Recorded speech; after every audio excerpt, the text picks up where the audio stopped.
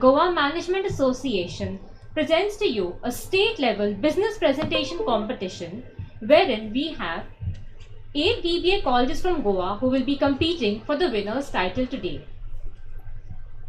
We would like to welcome firstly our dignitaries, the chairman of the Goa Management Association, Mr. Ameen Ladakh, who has also consented to be our judge for today's event. Our second guest and our judge for today is Mr. Kirit Maganlal. I would also like to welcome the BBA coordinator, Dr. Sonia Angle, our faculty members, our participants for today's event, and all of my fellow students. At the outset, I would like Ma'am Sonia Angle to present a floral welcome to our guests.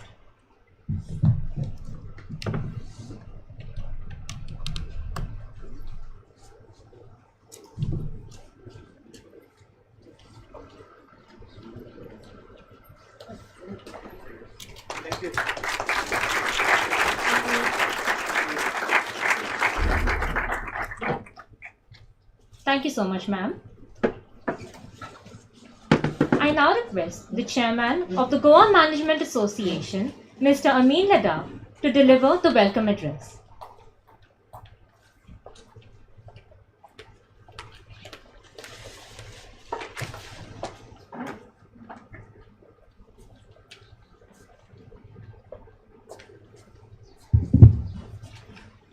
Good morning. Shall I put my mask down? I'll not remain unmasked for a long time, but only for the talk that I have to deliver. Thriving on uncertainty, managing radical change. I think that is a topic which all of you all are fully aware, because you all are going to be making presentation and getting into a debate of questions and answers on that. But just my little thoughts, a few lines. Human capacity of leaders to adapt, survive, and thrive in radical uncertainty is the focus of thinking the unthinkable.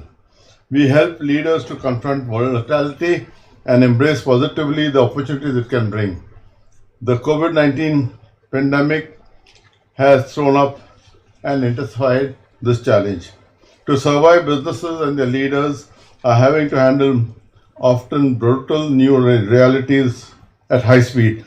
The threats are exceptional on multiple fronts, and the unthinkables are stark for all of us, both for the human survival and business survival. Just keeping going is a huge challenge by itself. Despite the human horror of appendix, COVID-19 pandemic, and the global economic implosions, there is one huge success. It is a systematic change that we have been forced upon. 10 years change in 10 months. We are in an uncharted territory. Conformist, cautious thinking will only kill your organization.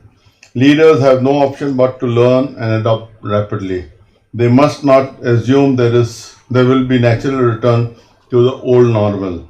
The lessons will continue to be brutal because current business models are out of date. But there are a good grounds for inspiration. We track and share the stories of leadership, then we can help you adopt and innovate how to lead. My dear friends, with these few words, I welcome you for this very exciting and challenging presentation and debate on that. I am grateful to Dr. Sonia Angle, who has agreed to steer this Management Day program for us this year of 2022, and she has brought about 8 colleges from Goa on one platform. That will be a very interesting subject to debate. We have Dr. Lavande over here from Symbiosis. I am very grateful to Mr. Kirit Maganlal, chairman of Maxis Group, who is here, and he is an ardent supporter of BBA and MBA colleges programs.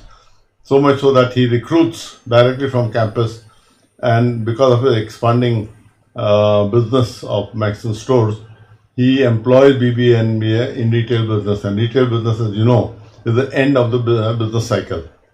So imagine so much of opportunities for all of you all.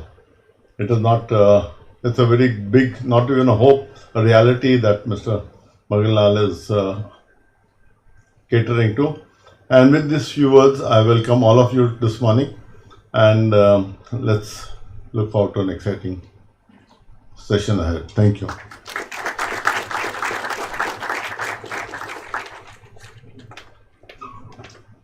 Thank you so much, sir. Those were some truly inspiring words.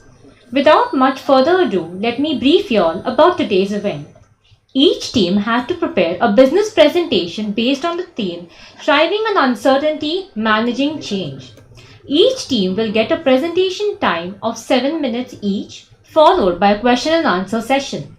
A warning bell will be rung at 5 minutes and a final bell at 7 minutes. The participants will be judged on the basis of content, presentation, and overall impact of the topic. Before we begin, I would like to introduce our judges for today. I would like to welcome our principal, Dr. Radhika Naik. Our first judge for today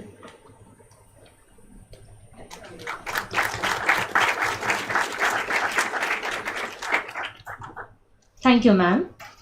Our first judge for today is Mr. Kirit Maganlal, born into a family of business pioneers in mining, exports, and fisheries.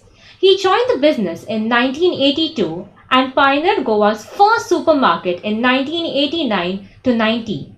Maxon's Supercenter has now spread over 12 stores across Goa.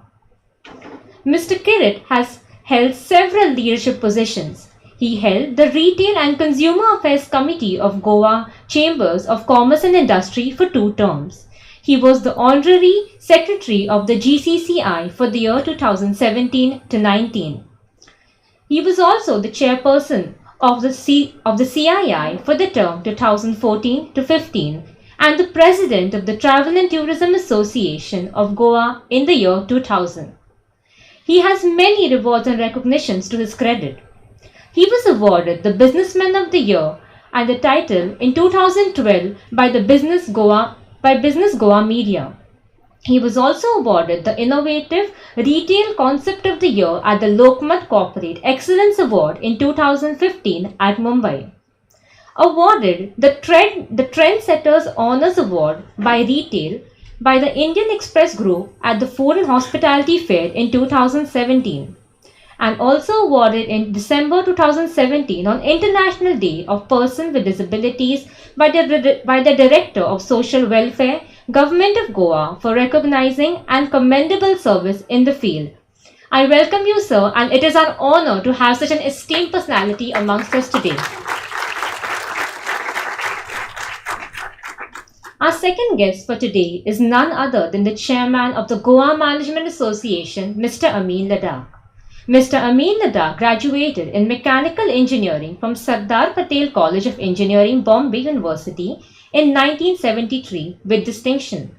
He has had a rich and varied experience spanning over 45 years, from a humble beginning in Burma Shell Refineries Limited, Bombay, as apprentice engineer and soon after at Larsons and Turbo Limited as a junior engineer, where he worked his way upwards to resign as the branch manager of the Vizag branch.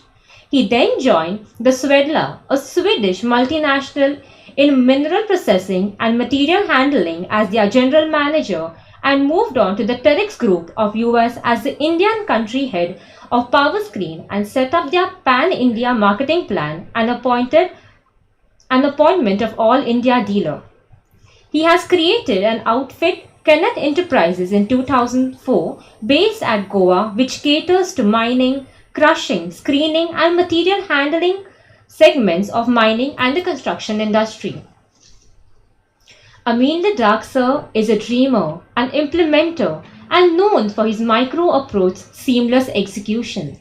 He has planned and implemented the largest open mining operations in Goa and a very large top of the technology and mineral processing plant. He is well networked as he is a member of the GCCI, the CII, the BBG, and the current chairman of the Goa Management Association. It is a pleasure to have you amongst us, sir. I request everyone to welcome sir with a round of applause.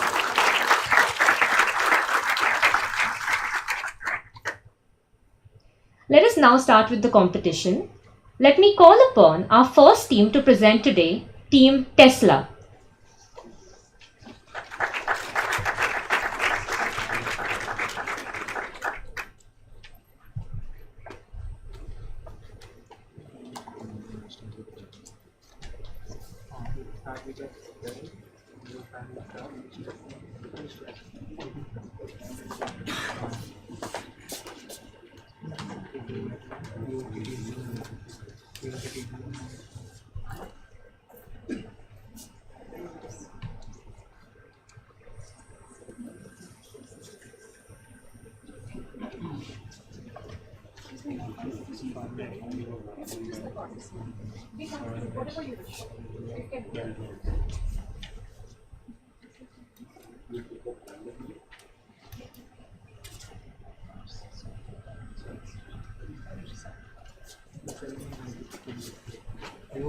No, I'll be here.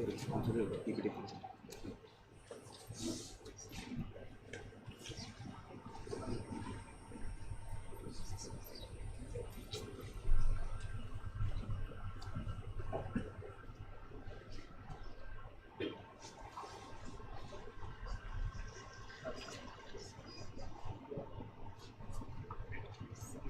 Good morning, everyone. My colleagues and I are here today to present on the topic Thriving on Uncertainty, Managing Change. So let's get started. How is business changing? Business refers to the exchange of goods or services.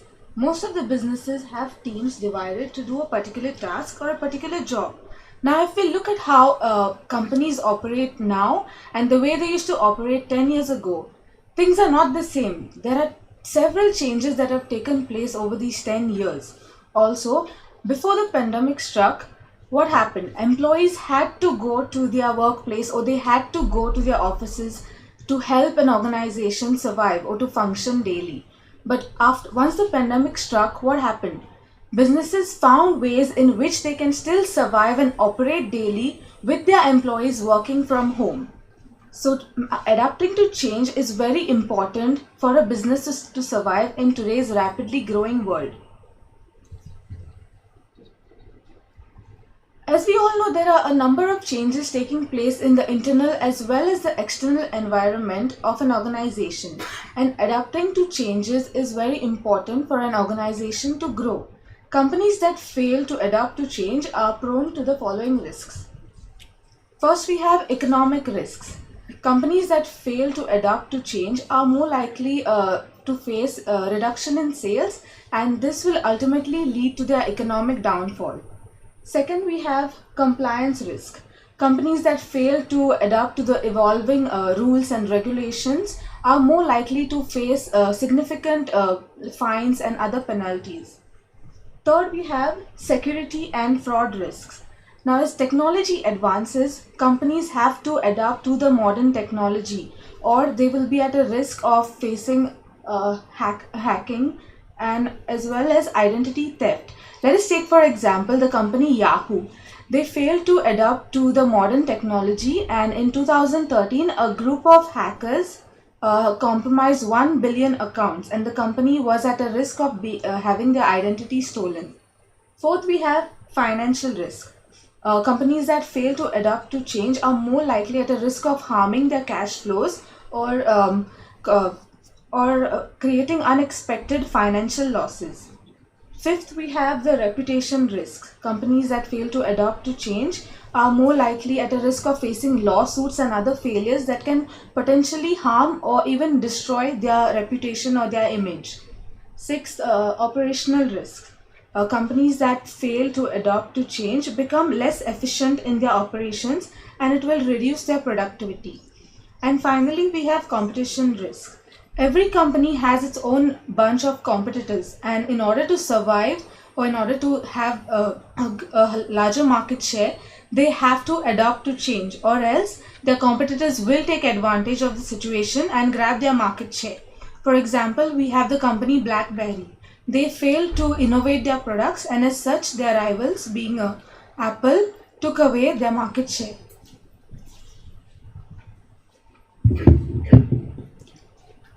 COVID-19 has had a severe impact on our lives. So, it has had even a severe impact on the business departments. First, being the manufacturing department. The impact here was that there was an increase in use of technology and a decrease in use of manual manpower, keeping in mind the safety and security of the employees, as well as being on track in increasing the productivity.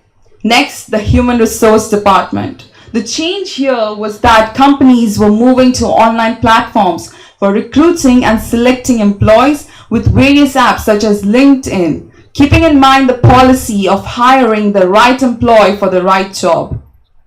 Next, the logistic department.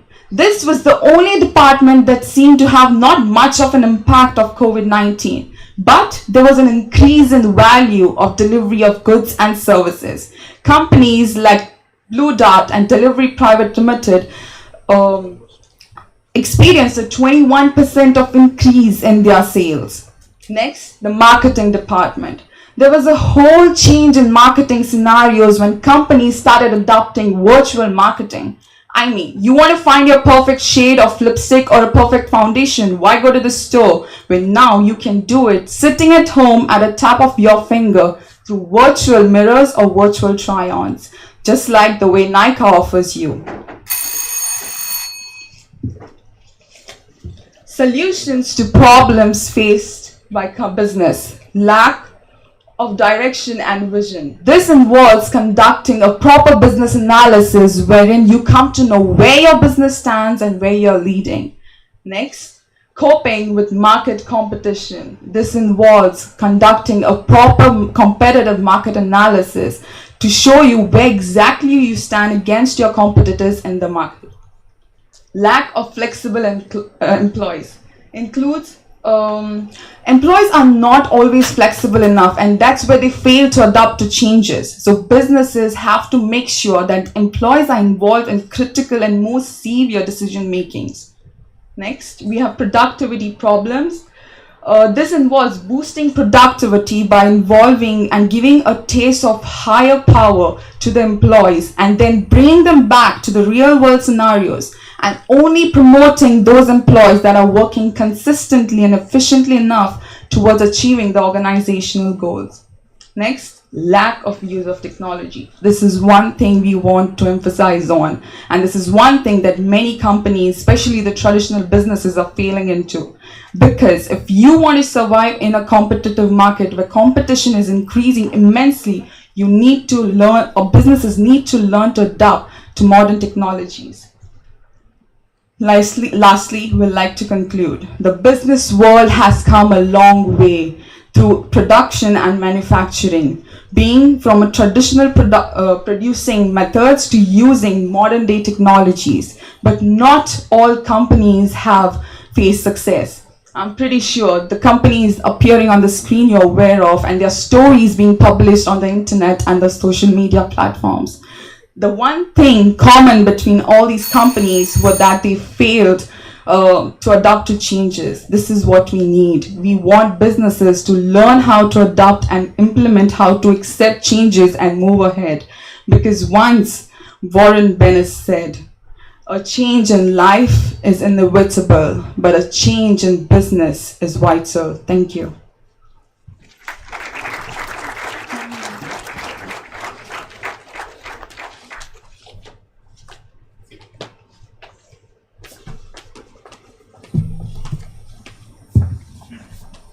We would like to extend a warm welcome to our trustee, Mr. Yatish Dempo. Thank you, sir, for being here today. I request Ms. Sonia Angle to present a floral welcome to our trustee.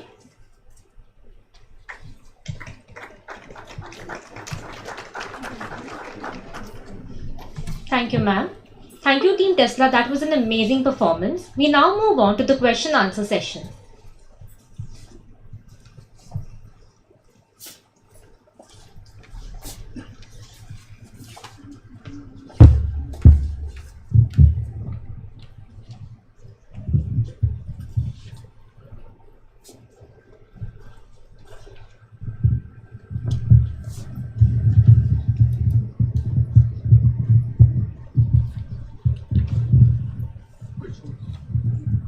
The question? managing Sonia? team can meta. Other questions from the audience or from the judges? एक को बोला एक बंदे को बोला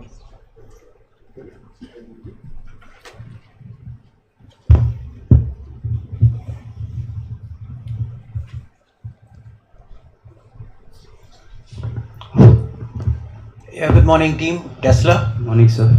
you've chosen a very iconic brand to showcase what you want to express, and you guys have done quite a good job in expressing. I would have expected that you would have given a little more details of how your brand, and that is Tesla, has adapted to change. You know, because you are specifically, it's not just a name. I'm sorry. Sorry, they didn't have the names given to them earlier. This was on the spot where they picked. Oh, okay. I stand corrected. I'm sorry. Okay. My question comes here. If change and managing change is what the future is going to be all about, right? And in the current scenario, there are two types of changes that have come through. One is a change that has been thrust onto you, and that is the change that has come due to COVID. You had no option about it. The other is an internal change that comes from within the organization. Which of these two are the favorable factors for a company to grow? We've got n number of examples of companies which have grown and taken advantage, taken opportunity, taken the shortcomings as an opportunity. The others are those who have organically changed and grown for the better. In your opinion, which is a better, more sustainable change that you see? So as you said that the change that is thrust on us is not an option, but the change that comes from within the company is by our choice. Like we keep the negative points of the company and then we make a change. It's not something that we change with our own will. There's some problem in the company, in the functioning of the company and stuff, and that's the reason we go for a change. But the pandemic, like the COVID-19 pandemic, it's something that is forced upon us. So if your company has flexible employees who can adopt to the change that is forced upon you all, then yes, even after some changes being forced on you all, the company can come up from this thing and do better. But if you don't have flexible employees in your company, then there is no point in adopting to the change that is being forced upon you all. Like even when you're recruited from the HR department, you need to recruit the flexible employees that are going to work in any condition, irrespective of what changes come to the company. But if your employees are very, they're not flexible and all, and they don't, they're not willing to work in the flexible environment, then there's no point in working in the company, sir. Just one question. Give me two names in each category of companies that you know.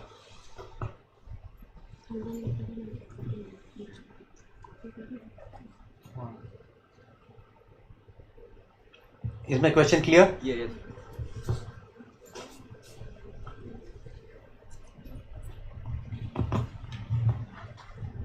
So one will be Yahoo. As one of my colleagues said, that back in 2013 they had to face a problem that they didn't adapt to the change of modern era, and they had to face financial and fraud security risk. So they had to make this change because there was a problem in their company, not in the surrounding. They had a weak financial the securities department, so they had to change. But if you talk about the other one, then there is something called Amazon, Flipkart. They have shifted to visual things like Nika, for example, like how my colleague said, using visualizing mirrors where you can check everything, or Lenskart. You can try on glasses sitting at home. This is something that has been done because of the pandemic. Thank you. Thank you, sir. I have one small question. Among the recent times, you must have come across certain companies who have virtually gone into tailspin. Did you study what went wrong with these companies? Yes, I'm referring to, I think you can guess it right, Paytm, Okay. even Nika, even Zomato. So if you speak about specifically Zomato, then the competitive side, they like Swiggy and other delivery brands, that's what affected them the most in this pandemic. Swiggy offered a better deals to the customers, and that's the reason they went up as compared to Zomato. That's the only reason? We have a No, you can say yes. It is only one. yeah. As of now, I can think of that only. What about any other organization that has not been able to sustain this? If it is, whether it is pandemic or it is the onslaught of, because of pandemic, like a financial sort of a total disrupture of financial systems. You must have seen Paytm has gone through some very, very bad times. So much so that from 2000 to 2200, the share price has gone down to less than 400 or something like that. So one of my colleagues says that Kodak had a financial problem back a few years down the line. So Kodak can be one of the examples. Kodak was many years back. Yes. That is when the camera got into the mobile Correct. phone. Correct. And then they lost out everything. Correct. So, but you all mentioned it is the management who has to be foreseeing all these problems. Aren't you, if you get into the industry, aren't you going to be identified as part of the management, or you still like to be part of the executive? Yeah, we can identify the part of the management. Correct, no? Exactly. So you should be taking the onus on you. Correct. When you said the management has to be thinking a little forward, it is you as a part of the management will have to be thinking forward. True. Thank you. Thank you, Otherwise, sir. it was good. Thank you, sir.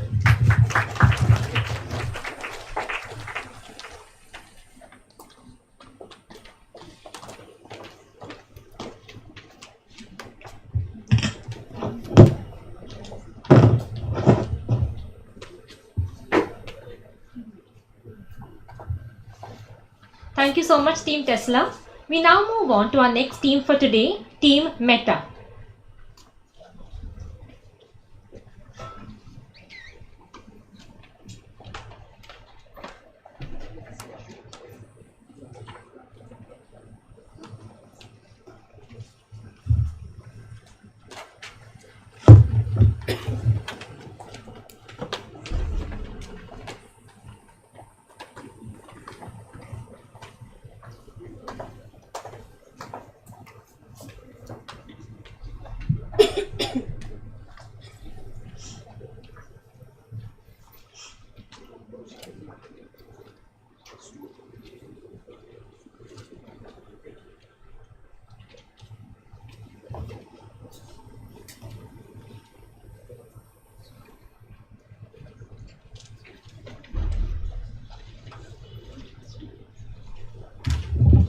Life is full of uncertainties. Nothing in the world comes so much misery as uncertainty. A very good morning to one and all. So our team is going to present on topic thriving on uncertainty, managing change. Next. So it is very important that uncertainties, we cannot stop it, but it is very important that we have to deal with it. We have to adapt to various changes. So these are the strategies in thriving in uncertainty. Be alert to everything. It is very important that we are aware of our surroundings, what changes that are going to take place, what is happening in stock market, everything related to business. If it is very important. Sorry. Understand what strong leadership really is. A leader plays a very important role in making decision. When it comes to organization, a leader, it is always dependent on leader that what decision he is going to make next. Get everyone to lean in, engaging all of them together and then making decision. Learn to balance the disparate needs of many players. It is very important to maintain relationship in the market. When it comes to business, build the brand from within. When you are representing your brand, it is very important that you are dealing with other people and maintaining the interrelationship. Be forever flexible. It is very important that you are always adaptable for change and embrace the power of evolution. Next slide. So let's start with some case studies for uncertainties. So first, Kodak. Kodak was widely known for its cameras and digital so to say. So they came up with the first camera in 1991. So what made Kodak fall down was first they had a small scatter shot steps, which they were not ready to invest in huge companies. And secondly, they wanted to invest. They already wanted to have a partnership with HP at this helmet packet, which then went to a failure for Kodak. So the main part Kodak lost was they were stuck to that traditional strategies which put them down. Next slide. So what could have Kodak done was, next slide. Just imagine Amitabh Bachchan is acting as Tiger Shroff in Baghi 3 and he's hitting everyone. And then just imagine he's saying this dialogue which Tiger Shroff says, "Bachi ho kya?" in his "Hi, bachi ho kya?" Will it suit him? No, right? As we can't accept him as the old actor coming and working for the new people, how can we accept old strategies working in the new market? Next, risk है तो इश्क है. That is, if you take risk in the market, then you will go far. Then what did Mackey's do? Okay, first Mackey's is the contrast of Kodak. Mackey's is the retail industry where they sell clothing, fashion, and all those things. So what did Mackey's did was they wanted to open their online purchasing platform, which the competitors were doing it much better. So unlike Kodak, Mackey's leaders they opened up the ideas and they were ready to take risk in every market. They opened up their online retailing store, which then they certain their profits. They always ready to take up risk, and they had one thing in their mind was, we will be those that can embrace uncertainty and change it into an advantage.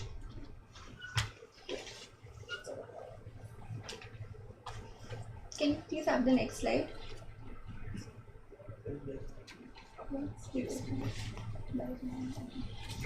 Okay. So some people sail gently through all the challenges life throws at them, while others get upset even if they have to change their breakfast cereal. The key is in how you view change and your level of acceptance of uncertainty. Often, it is not the actual event, but people worry about what will they do or how will they cope up with this new situation is what they actually find hard. Sometimes change is situational and life throws it at you, but often we people tend to take change upon ourselves because we feel it is necessary for us at that point of time in life. Here I would like to talk about Netflix. In 1997, they started as a media service provider, wherein they would mail DVDs to their customers' houses and provide monthly subscription. Then Netflix transformed and adapted to the digital world and began streaming in 2007. They took this step so that they would appeal to their customers who would now start watching stuff online. And their long-term sustainability depended on how they would manage this change to a digital future. So what I mean to say here is that we need to identify the need for change, because if not so, then we would have to go through a lot of negative changes for not taking that one step towards a positive change. So a lot of people must be knowing this image. This is Taj Hotel from Mumbai. So the uncertainty that happened over here, we cannot forget the date 26/11. But I must say that the employees of Taj Hotel, as we all have seen the movie also, the employees were trained for this, although they were not aware of this thing happening, but when it happened, the employees were aware what to do and what to not, and they managed to save the guests in there. So concluding at the last point, where we all know that today's generation, we all looking for the modern technology and the quick technology where it can make our work more easy. So everyone is looking for some upgraded version. No one wants to sit with the old ambassador now. Everyone wants to move in a Rolls Royce. So this is what we all want. We want a modern generation. But taking one small example out of this box, one example I want to take is Android, where we all know Nokia was a market giant. Just a decade before, there was no company who can even imagine to overtake Nokia in the market. They were holding more than 50% of the mobile market in the world. But what happened after a decade? Just because of one small mistake what Nokia have done is like rejecting Android proposal. And Nokia was having a full power to buy entire Android market. The proposal even came to Nokia, but they have rejected, saying that we want to stay with the Microsoft and we are going really well in a market. And they have rejected the proposal. And today, after a decade, Nokia is literally struggling to and they are at a verge to even close down the mobile market. So no one have imagined a decade before that Nokia can reach at this extent. Even taking a Meta. So we are team Meta. So I will give a small example of Meta. Meta is growing day by day, is like a really good company. Just because of one thing, they are listening to the customers and they are improving in their customers area. Like customers are complaining that they are facing security issues. Meta have made sure that they improve on the security system and they give the best of the security what customers require. Thank you.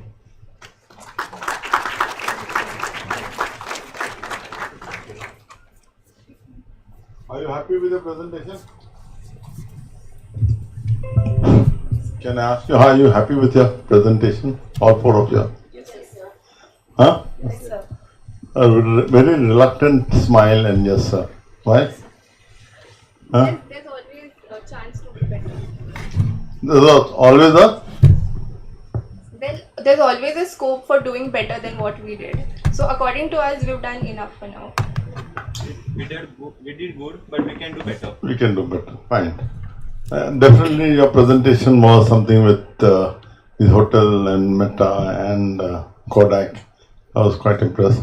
But the question is, modern time, during the pandemic, what happened and which company went through some very trying times? I was perhaps looking out for some sort of a presentation on one of them at least, if not all of them. Do you have anything offhand that you can narrate? During the pandemic, any company which has had a challenge and has gone down or survived? The best example will be automobile companies. So even there was a complaint from Maruti Suzuki that they didn't have a during pandemic when it was started in March 2020. Till August 2020, there was not even a single car of Maruti Suzuki was been sold, and the Maruti Suzuki was facing a huge problem for paying employees sitting at home. And even there was a problem because Maruti Suzuki is known as the India's highest car seller, but they literally have a struggle to face because in outside India they really don't have good sale. But companies like Hyundai and companies like other companies, they have a sale outside, so they somehow managed to survive. But Maruti Suzuki was, if there was pandemic have continued more than 2-3 months and there was no sale, then company would have even shut down their market. So because of pandemic, Maruti Suzuki really have to struggle a lot just because the market have opened after 4-5 months. That's why they're able to survive. You also in agreement with what he said? So he spoke about Maruti Suzuki, how it faced. I was about to say about various industries that have faced problems. So if you see aviation industry and pharmaceutical industry, they were exactly opposite. What aviation faced and what pharmaceutical faced during COVID times. So what happened in the automobile industry during that same time? One of the automobile industry, especially from India, took that as a challenge and an opportunity to launch maybe 15 or 20 different new models. And before the pandemic, which is just going out as we feel and we hope, they have perhaps overtaken or come very close to Maruti in their number of unit sale. Would you like to comment something on the Tata Motors?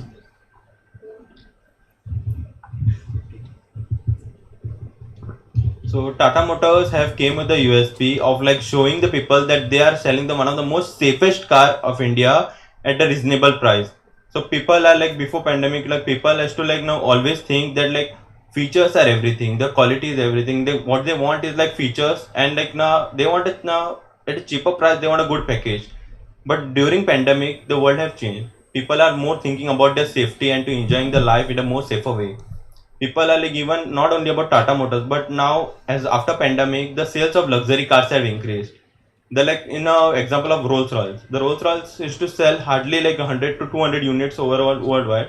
But in 2021, the Rolls Royce have sold more than 5,500 units in a year. That means people want more safety, they want more comfort, they just want to live their life because they don't know what is going to be happen tomorrow. So they just believe to live today. And whatever life they live, they want to live safely and more security they want in their life. That's why Tata Motors, showing the USP of most secure and most safest car, they won the market. Hi guys, don't get intimidated by my question. I'm a teacher, so just intrigued by the presentation. The whole movie and Bollywood touch to it really makes a difference, I feel. But the question is related to the Taj case study that you mentioned. So about 1600 human beings on that day in the premises. Hardly, I'm sorry to say, but maybe 34 people died. Exactly half of that was staff.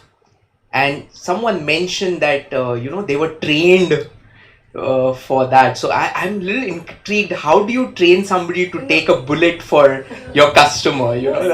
So the main point which Taj was that they had employee loyalty with them. So the employees knew that they were the face of Taj. So they took the responsibility of every guest in the house. So first they were like, first let them go, then we will go. We will stay here until we don't save everyone. That was the main point which keeps Taj the main a good player in the market.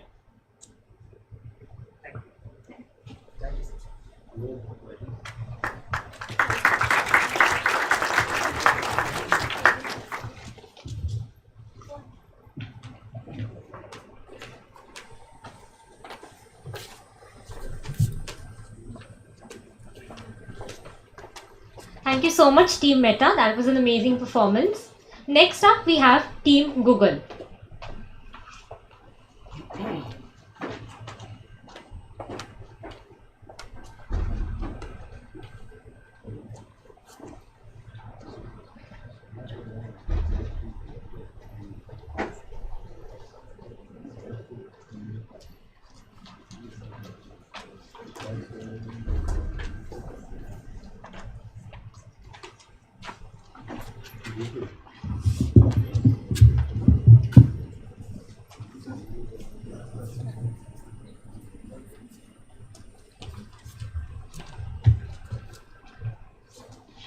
Good morning to everyone present here. So today we are going to discuss on the topic thriving on uncertainty, managing change. So the business world today has changed drastically, and we live in a connected society where change can be quite fast-paced, uncertain, and adapted quickly. Right. So, for example, to state this statement, Kodak company, it started way back in the 1970s and it launched its first product in 90s. Right. So this company was very strong back then. But what happened was this company didn't want to adapt to new changes. It didn't want to, adapt to any of the things that they were offered. So this company always looked at focusing based on the company's theories and rules and regulations. So the company didn't want to adapt any more changes, but it wanted to stabilize its proper working systems. So moving ahead, uncertainty. So talking about this in the recent times, the COVID pandemic that we all have faced off. So during this time, most of the businesses have faced a downfall and most of the companies have done really quite well. But in contrast to some companies have closed down, some companies have wrapped up. But there are some companies that have done so well that they have, witnessed a whole big change in their working system. Next slide.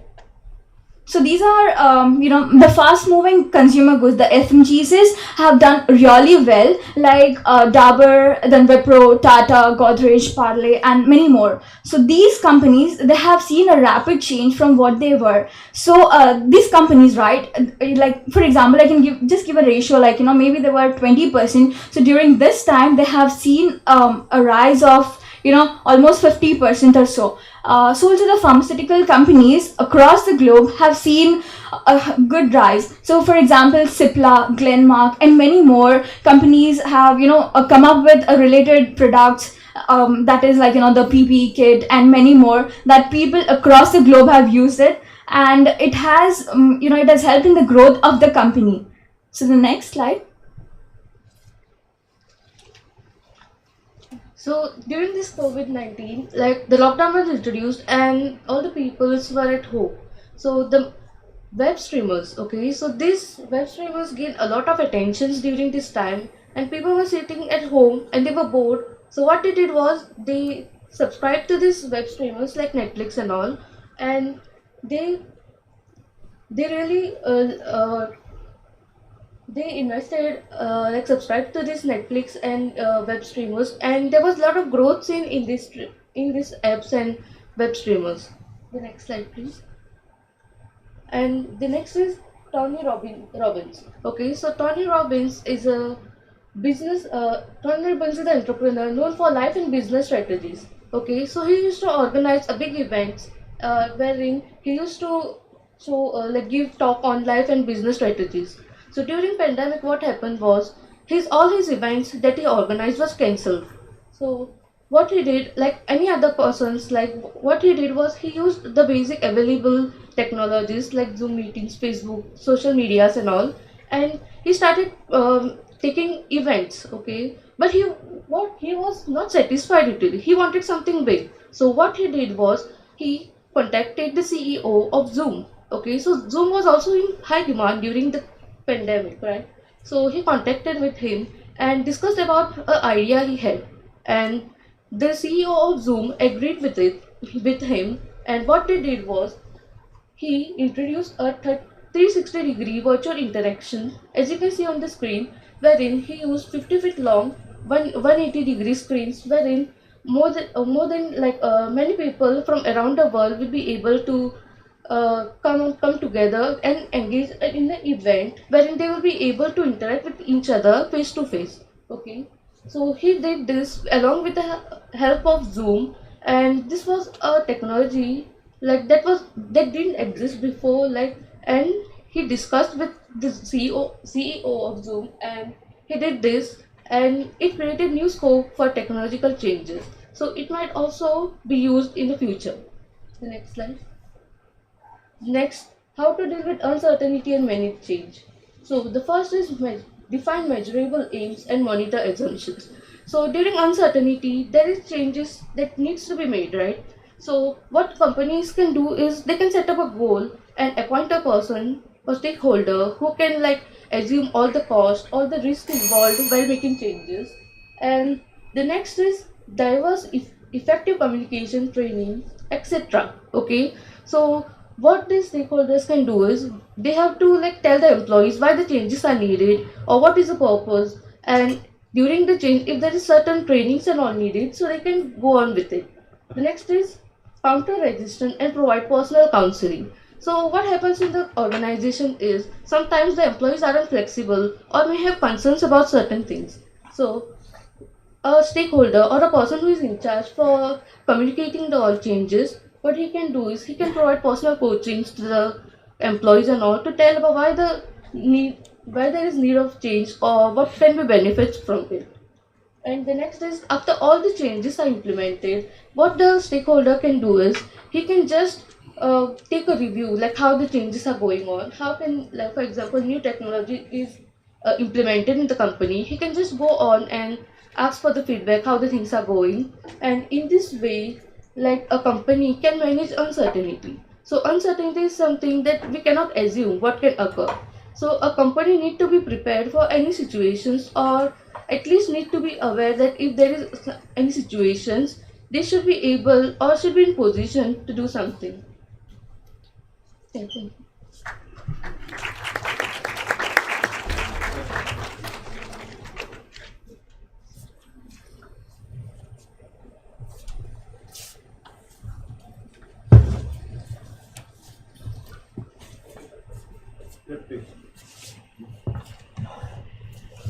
Thanks for the presentation. Thank you, sir. My only question here is, this is a formal presentation from students of BBA, right? Yes, sir. Why are there no statistics that you are showing over here? Why is it that you're just saying that FMCG companies have grown a lot, pharmaceutical companies have grown a lot, some things have... Where are the figures? Where are those graphs? Where are those specifics? Which companies? You cannot generalize. And this is supposed to be a very formal official presentation. It's not a general talk that you're giving to the audience. Why has this preparation not happened?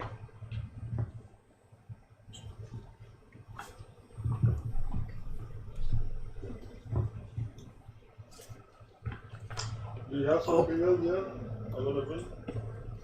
Do you have some figures available right away? No. Okay, I'll go to the second one, which is a softer one for you all. All of you are talking about flexibility, right? Can someone explain to me what and how should I see the difference between flexibility and adaptability in changing times?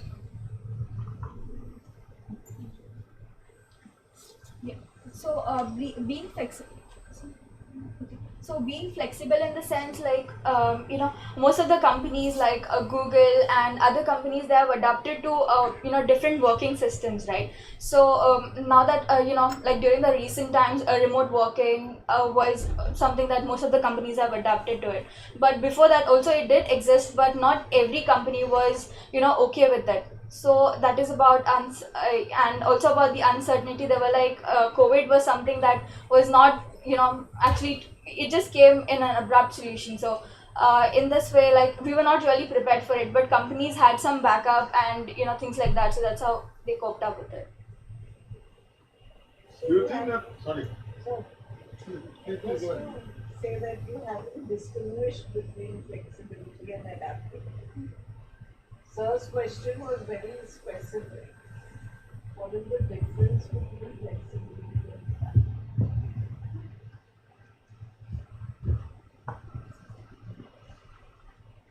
So I think flexibility is something when if there are some situations, you should be directly able to like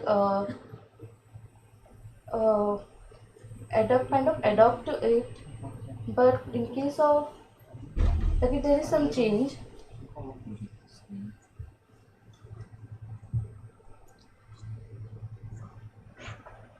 Not an issue, I'm a learner myself. So if you come across the solution or an answer, please mail it to me. It's good for me to learn also. Thank you so much.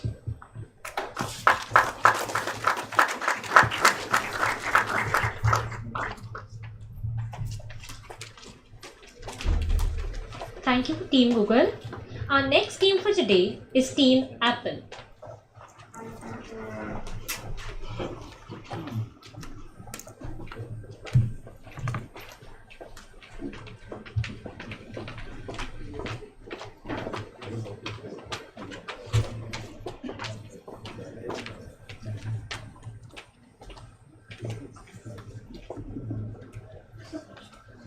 Good morning, everyone present here. So my team will be talking about the topic thriving on uncertainties and changing changes. So to begin with, what is business uncertainty? Business uncertainty refers to any situation that a business faces risk that cannot be predicted or unforeseen. So these changes are very difficult for the business to predict their performances due to the constant changes that they face. The changes could be political, environmental, or even economical. For example, changes in the technology advances or natural calamities, wars, or even new formations in the businesses. Next slide. So next thing that we're going to talk about is risk and uncertainty. It has been seen that risk and uncertainties are both regarded as one and the same, but there is a difference, and that is risk is the chance that an investment's outcome will differ from the expected outcome, whereas the uncertainty is the lack of the certainty about an event. Potential outcomes in case of risk are known, whereas for the uncertainty they are not known. Next is the risk can be measured and qualified depending upon the major models that are available. For example, there is a model that is value at risk that can be used to assess the level of risk that a company can face. Whereas in case of uncertainty, that is not possible. You cannot measure the uncertainty. Next we have is the for risk we can control and measure the outcome through proper planning and monitoring. Whereas for uncertainty, controlling is beyond control. Next slide. Next we have is managing change. Managing change occurs when there is uncertainty in the organization, and it becomes difficult. Organizations need to know how to come over these uncertainties and do the required changes and fix and adopt the changes accordingly. Thank you.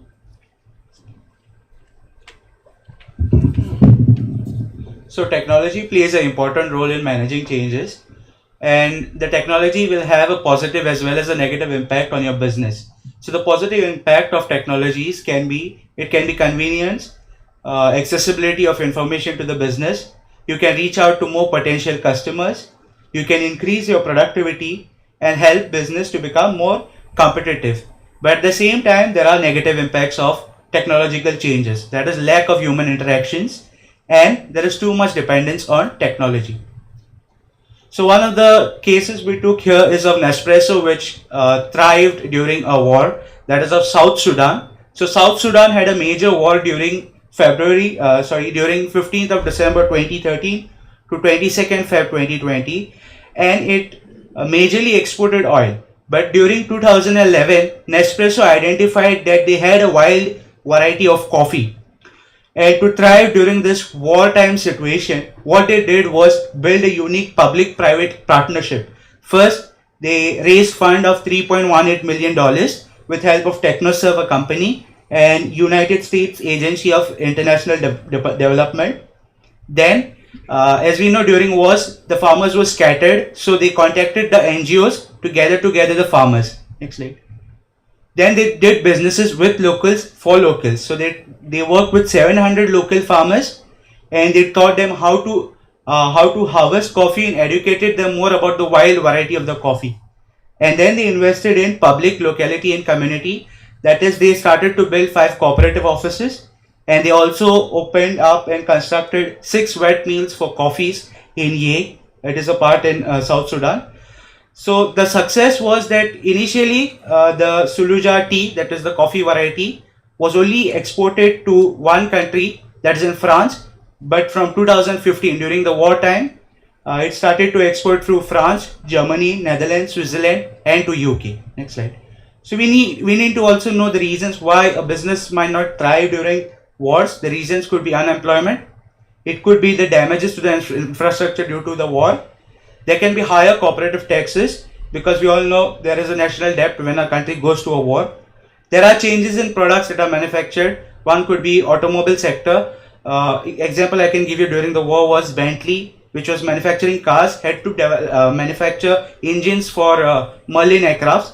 And the last is the psychological impact. That is the impact that happens on the mental and the emotional state of the people. That's it from me. Thank you. Next on we have the businesses thriving in financial crisis. So for any business to survive in the market, it is very important that they know about the uncertainties that they are going to face. So the financial crisis can be in the form of the currency crisis, or the credit crunches, or stock market crashes, or even the sovereign defaults. Next slide. So here we have the example of companies that thrived and failed. First is the Netflix. So during 2008 crisis, in order to avoid any sort of issues, the company came in partnership with a system known as the Xbox, wherein the people could easily stream through these devices, and these helped the Netflix to earn their profitable revenues. Next we have Lehman Brothers. So during the 2008 crisis, the Lehman Brothers had to file for a bankruptcy, and it was one of the greatest in the history of US. So the main reason being that the bank occupied like many loans from the lenders, and they also started investing in the mortgages because the housing prices started falling, and this was the reason that led to the collapse in 2008 recession. Then we have the COVID-19 pandemic. So we all know how we survived during the pandemic and what impact it had on our studies and education. Also, the companies focusing on the large as well as the medium-sized businesses had to go under these changes and continuously adapt on different techniques and methods to deal with it. And it also became difficult for the international businesses to adapt to this uncertainty and plan on their strategies. Next slide. Here we have the examples of companies that survived and failed. First is the Prestige Estate, and its managing director is Irfan Razak. So just before the COVID-19 situation, the companies was doing pretty well in terms of its sales, but during the recession, Razak saw an opportunity, and he decided to sold off his hotel and the retail assets at a right valuation, and he later on focused on the real estate and the office and retail spaces in the metropolitan cities like Delhi and Mumbai. And later on, the company started achieving the growth in the rental income, which was 10 times much faster as compared to the prior COVID-19 situation.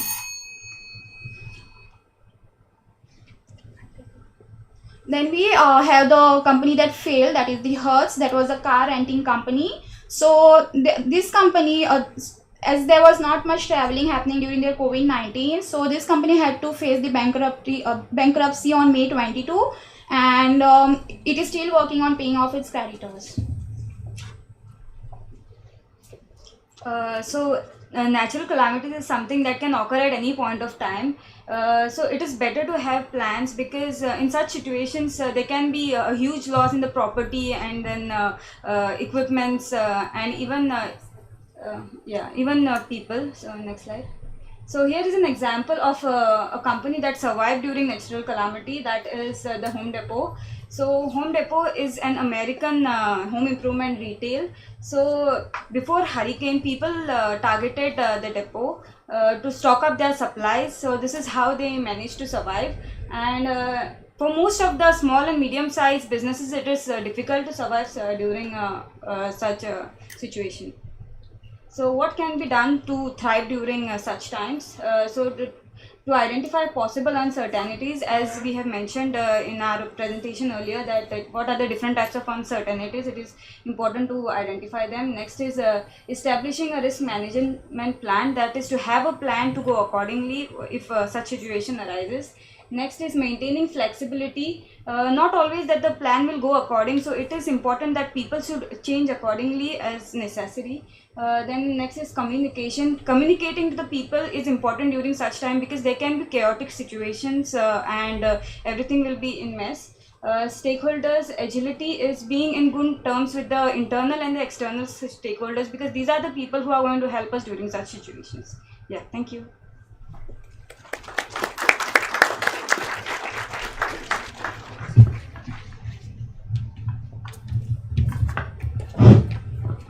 Yes, Team Apple. You have distinctly brought about a way of presentation to a little more formal, that I should compliment you for that. When does risk turn into uncertainty, or vice versa? Today, what we went through in a pandemic, we talk about uncertainty because we never knew what it's like. But the lessons learned from this pandemic itself, we as management students or management, we study that and then convert them into a known risk. Suppose if after 5 years, if something like this happens, then we have to also build into our system, okay, this pandemic can be a part of a risk rather than a uncertainty. Do you agree that? Yes, sir. But then how do you then map that, and how do you quantify or justify, or which are the angles that you look at?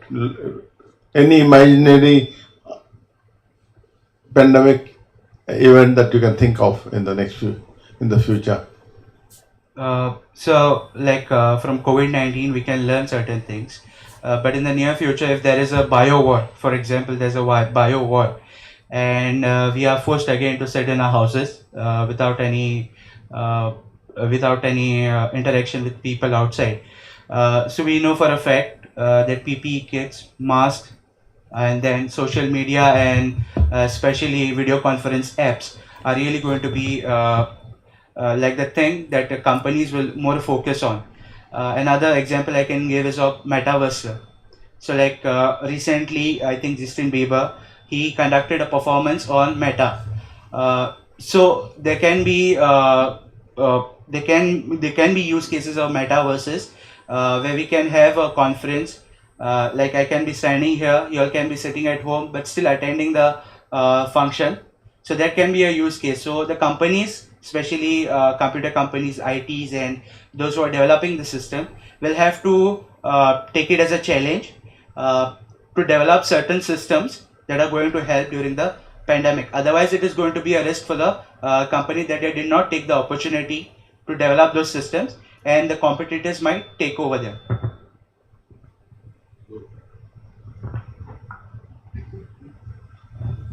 Hi guys. So question is regarding management per se, right? So can I set up something within my organization to ensure that I'm able to manage uncertainty? Just a clue there, the company Apple already has a department which actually does this to manage uncertainty, because that's the theme. So would you know of anything where you can set up a process or a department which can actually help you manage uncertainty? So I don't clearly know about Apple, but I know about a person called Ray Dalio. He's an asset manager. So he has this a team of people who evaluate the economy all over the world, and they identify, looking at the previous graphs and statistics, they identify what are the changes that are going to come, what are the uncertainties that might come. Like one of the examples I was looking at of Ray Dalio was that he's saying that the world order can change. Right now it is US, it can be China. So he has evaluated for where he's going to invest his money in, where he's going to invest in assets, especially in China, and how it is going to change. So we can develop a team who clearly looks at the changes that are happening in the market, and then it can help the business to go in that direction. Thank you. Thank you, sir. Thank you, sir. Just one question. You mentioned about America and the markets and the finance, and you also, on your screen you push through figures in $1 billion and $1 million. Somewhere you mentioned $3.8 million, right? Yes. How much is that in Indian rupees?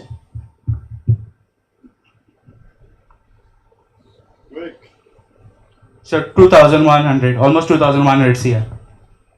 2,100 CR. Oh no, sorry. Yes, sir. 210. I mean, sorry. 25 CR around? 210. Yeah, around 25. Around 25 CR. I mean, Sorry. when we talk about Multiplying. when we talk about billions of dollars, then it makes sense. Anyway, thank you so much. Thank you, sir.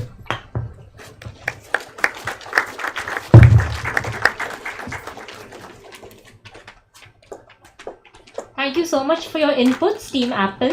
Our next team for today is Team TCS.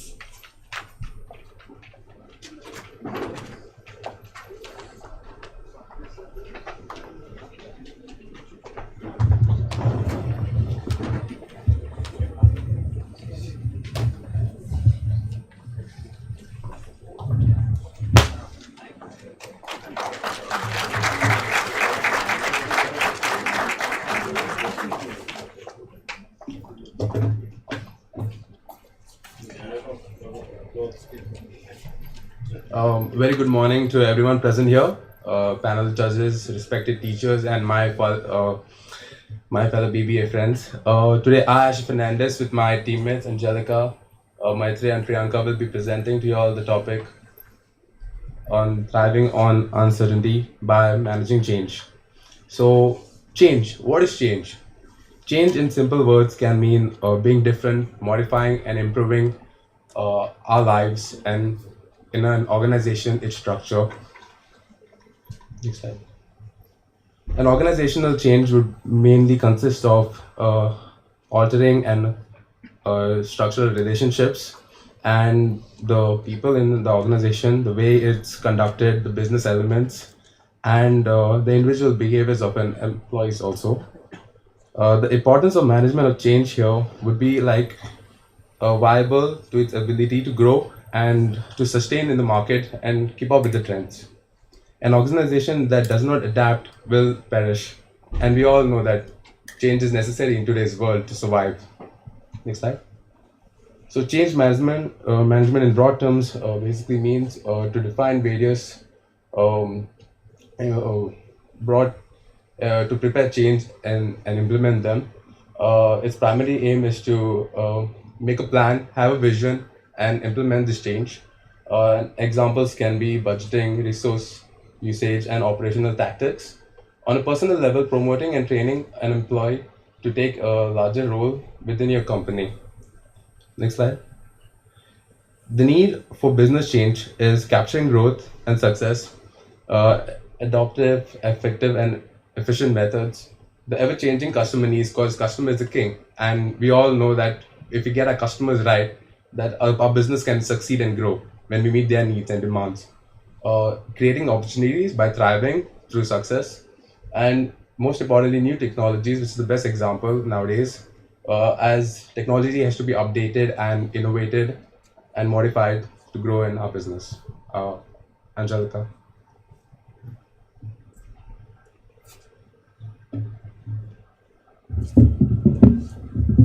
Okay. So what happens when an uncertainty comes knocking at our door? So this is what happened back in 2007, the Great Recession. So the Great Recession was an economic downturn between a period of 18 months where, you know, it devastated the world financial markets, the banking and the real estate industries. Next slide. And what caused it was one, the failure in financial regulations and excessive borrowing. So in this time, a lot of people started opting for subprime mortgages. So a lot of people started opting for subprime mortgages, and that created a lot of borrowing among all the people, which created less, money for businesses. And that led to the subprime mortgage crisis, because these were given to people who had a low credit score. So that created the subprime mortgage crisis. And yeah, so in this uncertainty period, there were a lot of businesses that were closing down and laying off their employees. But there were also businesses that, thrived during this period, and one of them was McDonald's. So as you know, McDonald's is a fast food chain which was declared as the winner of the recession, where its competitors, that was Burger King and Yum Bread, struggled during this recession.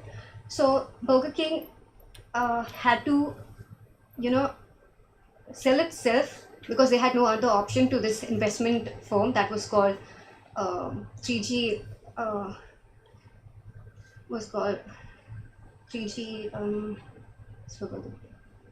it was called 3G Capital, and over there it sold itself to them because they found a lot of that they could not keep up and needed room for breathing. And then you had when McDonald's had only stayed. Yeah, so McDonald's only they did not only stay afloat in 2008, but they also grew, because in that period they opened 600 new outlets all over the world, showing us that they expanded their roots over all the places out in the world. Another example, so why did all of this happen was because of McDonald's business strategy, where they had a recession-friendly pricing. So they had a lower pricing for all its customers, because in a recession you would not like to spend a lot of money, and that also the new products came in different markets. And also they had new products like their premium coffees, and they purchased discounted properties with long-term fixed interest rates, where the interest rates didn't shift. Next slide. Another company was Hyundai, and all credit goes to their business strategy during the crisis as their real winner, because they had an assurance program which allowed car buyers to return their car vehicles to the company if they face any involuntary loss of income. Next slide. So another period of uncertainty is the COVID-19 pandemic. So let's look at some of the ways companies had to adapt to the pandemic era. Firstly, they had to adapt to a remote working environment, the work from home technologies, forming virtual teams. And this practice has also established the fact that tasks performed remotely are much more successfully completed using digital platforms. And another way the organizations had to adapt was to look at roles at a value perspective point of view, where they had to segment employees to completely remote or hybrid remote, and they even had major layoffs if their job roles could be merged. And also, so according to the job roles, they would staff employees to the suitable workforces of completely hybrid or remote hybrid. The people who had to come back to the companies, obviously the companies had to reorganize, reconstruct the whole workplace environment to maintain the physical distancing norms. Yeah, and next slide. So let's look at a startup that was born during COVID. Chef Junction is a Bhubaneswar-based startup founded by Sureshniya Pandu and Ipari Pratim. So during COVID-19, basically people were at home cooking new dishes and posting them on social media. Looking at this, the founders identified the gap in the food industry and created a website that enabled users to order home cooked meals. This was a plus point for the customers as they got meals with absolute safety, and also it provided a platform for home chefs to make a living. Now I'll pass the mic to Priyanka. Hello, so I'll be talking about the disruptive innovation model. That is basically when a new product or service market is created or is changed, like the existing market. Netflix is one such example, as it's a widely used OTT platform. So during pandemic, as like we all were stuck at our homes and like within ourselves, so people shifted to watching Netflix, the 24/7, the schedule that it was. So it revolutionized the way people prefer content, their viewership patterns, and whatever they want to watch. Like, so the Netflix disruption model actually works on these 4 factors. The first one is convenience, as it completely eliminated the need to go to the theaters and brought the content at your doorstep just a click away. Then the second one is affordable. Obviously, every country has different subscription models for Netflix, but it is considered that the monthly subscription model is less than the average 2 movie tickets. So yeah, and then on demand, the biggest disruptive notion that they curate the on-demand content for its users that they can access anytime, anywhere. Then there's recommendations. The recommendation engine is the best tool of the Netflix, that they curate the recommendation system for each individual consumer on the basis of their watch history and preferences. So Netflix started as mailing out DVDs, but over the time with innovation, they realized that it is important to move to a non-physical form and provide their consumers the best service in the comfort of their homes with the minimal pricing and the best quality, HD quality movies and TV shows. Next slide. So this is a framework for organizational success, like how they have to manage change and bring it to their own advantage. Next slide.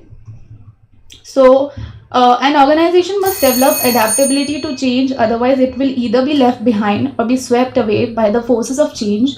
Organizational change is inevitable. In a progressive culture, modern organizations are highly dynamic, versatile, and adaptive to the multiplicity of changes. Next slide. So to conclude, I'd just like to say that since the beginning, as we are saying that change is inevitable, so it's high time that businesses realize that it's important to know change, understand it, embrace, grow, and flourish with change, and use it to their own advantage rather than considering it as a weakness. Thank you.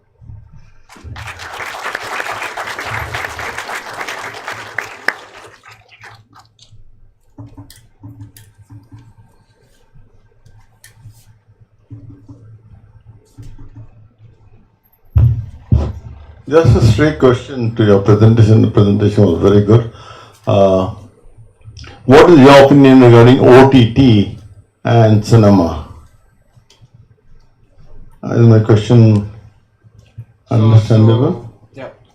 So basically now that OTT platforms are getting high in demand, what cinema halls have started to do is provide that cinema viewing experience as a luxury only experience. Now since people are already sitting at home and they can use the streaming services to watch movies, the kind of people that would go to a cinema hall spend a huge amount on the snacks and to watch at with all those soft cushions and a big screen. Basically that's a luxury experience cinema halls would provide to customers from now.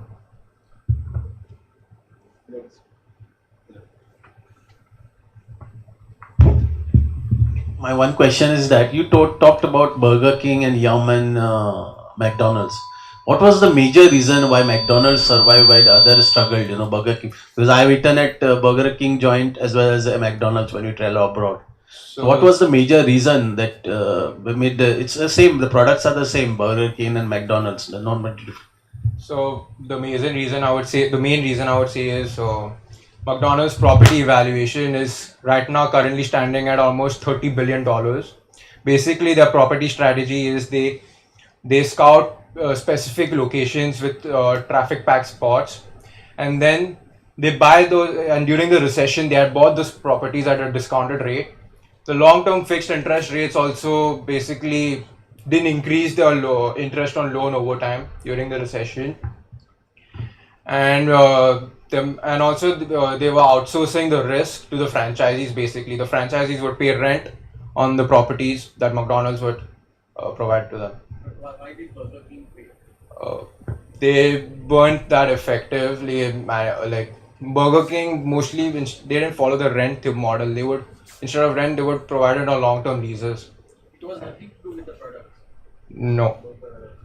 And prices for Burger King were also similarly cheap as McDonald's, but still McDonald's came to be the winner because of its locations were also properly scouted. So like at packed areas where there's traffic, where there's parking. Sometime back there was propaganda in the media about McDonald's, some bombs or something were found.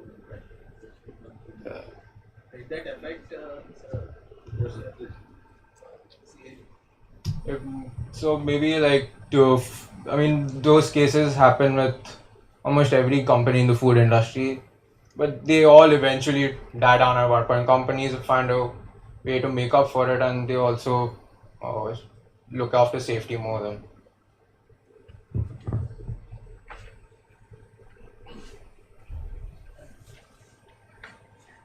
Good. Thank you, sir. Thanks, sir.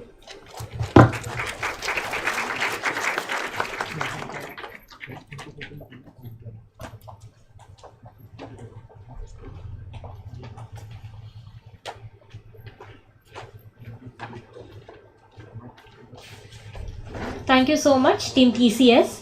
We now move on to the next team for today, Team SpaceX.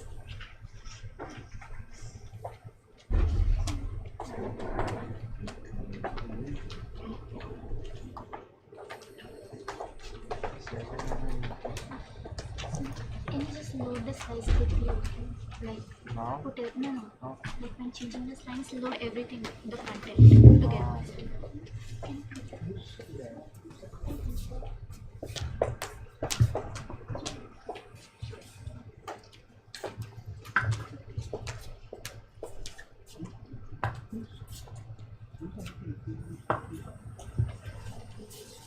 Well, good morning everyone. We are Team SpaceX, and the team for today is thriving on uncertainty, managing change. And to relate to that, we are presenting a case study on the topic Business Turbulence and Industry 4.0, uncovering fintech disruptions. Now, the business turbulence relates to the uncertainties that arise, and fintech disruptions basically give way to managing change. Moving on. Now, it is very important for us to investigate the reasons for these turbulences, or why these turbulences happen, and the transitions that give way. Uncertainties and transitions are basically powered by Industry 4.0, wherein traditional conventional practices are mostly replaced and significantly changed because of digitalization, and mostly in the financial services sector. Fintech is the execution of these particular changes. Moving on, we'll quickly go through the objectives. The objectives for our case study is to explore research attempts encompassing the existing technological disruptions in the financial services sector as a result of Industry 4.0, to provide recommendations for creating a sustainable environment to practice and promote technological disruptions in financial services sector for enhancing the long-term efficacy. These are basically the objectives of our case study. Our research is qualitative and descriptive of nature, and most of our information is cited from secondary data. Moving on. Fintech is considered as the new marriage, or the fintech is considered as the new marriage of the financial services. Fintech has grown rapidly in the recent 5 years. Fintech has grown rapidly in the recent 5 years and will continue to grow in the recent near future. Fintech is also used for the financial transactions and the processes, according to some of the researchers. Moving on. Now we'll be looking at some of the financial disruptions which will, like at the technology prime, fintech technologies that have been adopted in the Industry 4.0. First one being the big data. Big data is used to manage large chunks of complex data. Prescriptive security is like the risk management tool that is used to eliminate the potential risk before it arises. Hybrid cloud being the combination of public and private cloud without without compromising on the data security and for optimum efficiency. Application programming interface is a computer interface where it helps to helps in interacting between the multiple softwares. Robotic process automation is a software interface where the software observes the user and then it automatically automates the tasks which are repetitive and manual in nature. Next is instant payments, like there are e-wallets which helps in real-time transactions. Artificial intelligence is the system's ability to learn and solve problems. Blockchain is like a digital ledger where the transactions are recorded in a decentralized manner. Now, many turbulences may occur due to the adaptation of these fintech disruptions and technologies. Fintech is basically a virtual existence of the financial services, which is based on a state-of-art digital technologies which drive the new business models and which is customer-centric and business-focused in nature, and which will also help, which will still continue even during the business turbulences. Next, we can see that the blockchain will be transforming the financial services sector in the coming years. Next. IoT, that is the Internet of Things, will lead to the digitalization and e-business, which will become a complete new normal thing in the market now. The public cloud will become the key element for the infrastructure building and maintaining. And financial institutions, due to the increased use of technologies and internet, there will be cyber security complexities which will occur in the financial institutions. And even though there will be business turbulence, still the fintech market will be growing rapidly, as we can see that in India 60% of fintech startups have been created in just 4 to 5 years. Even during the pandemic, it has not stopped growing. Next, we have shown a few recommendations to deal with uncertainty. Adopting a positive approach towards the new normal fintech. In this, what it means is we need to motivate our workers so that they need to approach risk rather than avoid risk. Next is promoting resource utility, maximization and resource wastage minimization philosophy through a technological interface. In this, what we mean is we need to use the robust software as a service to see what are the how we can find more details, more information about the customers, its market and services. Next we have is enhancing the level of understanding the customer preferences. This we can do by using analytical artificial intelligence and data analytics and using them simultaneously. Next is exercising high control on data privacy and security. This we can do by using multiple layers of encryption to protect the data that is available in the company. Then promoting the usage of cloud-based business platforms. Using cloud-based business platform for doing digital payments online, billings, etc.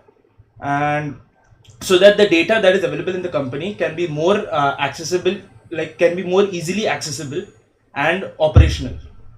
Next, creating integrated cybercrime and cybercrime detection and prevention systems like data mining tools and continuously surveillance of the data that is available. Next, imbibing proactive and opportunistic outlook. Here, the management needs to be proactive in dealing and maintaining the networks of the company. Conclusion.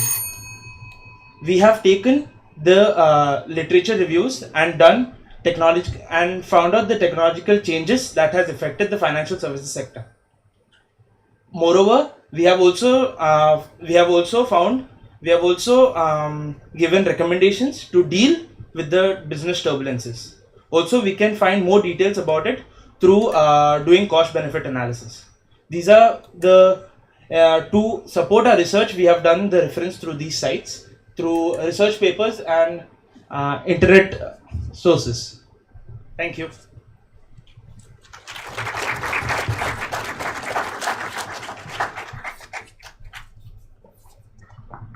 You know, at some time through your presentation, it was a very good presentation anyway, but sometime through your presentation, it made me wonder whether you are BBA students or BTech students who are giving this presentation today. Okay, you spoke a lot about Industry 4.0.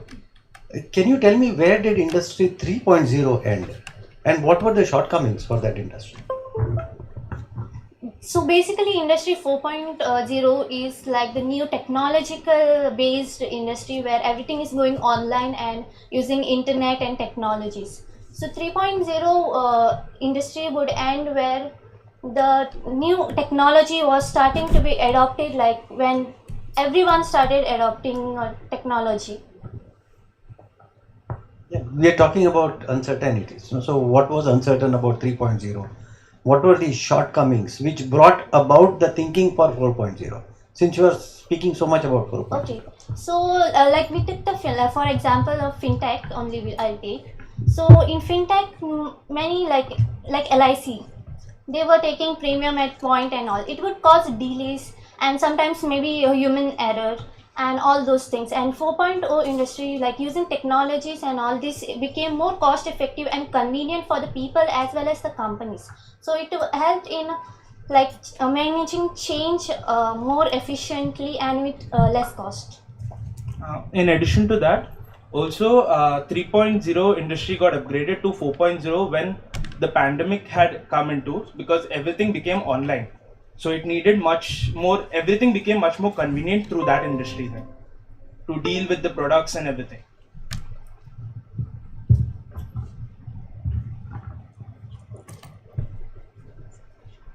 What is one single reason for what you see in the success of fintech? Well, the most important reason for it would be efficiency, because it is more efficient, it is more error proof, and better client profiles. It provides client in terms of attracting clients. The client profile is more accurate, so automized versions, automized digitizations will kind of reduce the errors, because human errors are quite, we could say, rampant mostly. So that is one of the main reasons why fintech is. How do you achieve that you avoid errors? Even means like avoiding human interface, or what is it? Well, avoiding errors, as I said, is mostly dependent on the client profile. So studying the client's history and their behaviors and all that will give a way in which we can create a better, we could say, statistics, and we can know like how. I'm looking out for one sort of a simple one-word answer. So could you repeat the question, please? You want me to repeat the question? Okay. What is one single thing which has led to the success of fintech?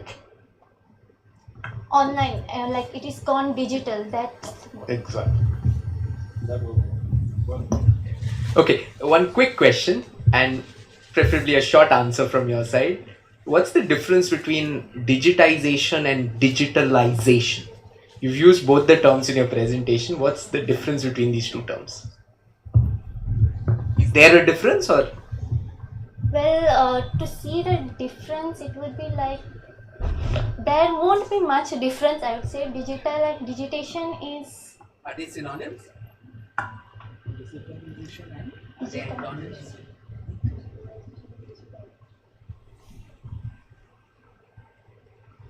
Well, it is digitalization is like maybe the companies going online, and digitization maybe the process, something like that. We are not so certain about this. We would love to know. Thank you. Thank you. Thank you.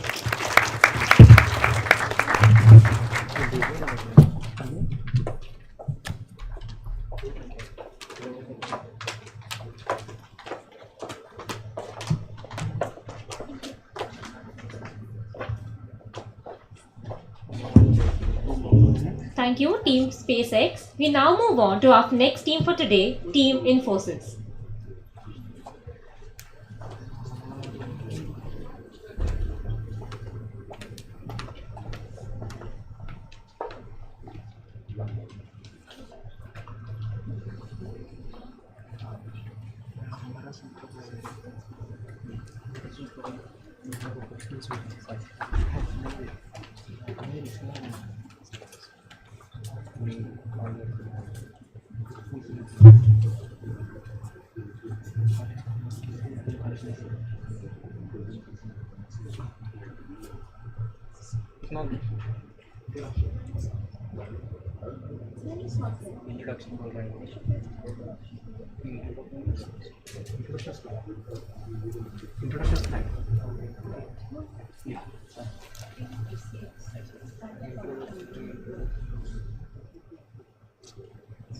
Wow, what a great day.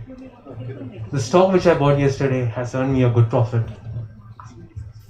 Though it's a rare occurrence, our stock market is filled with risk and riddled with uncertainties.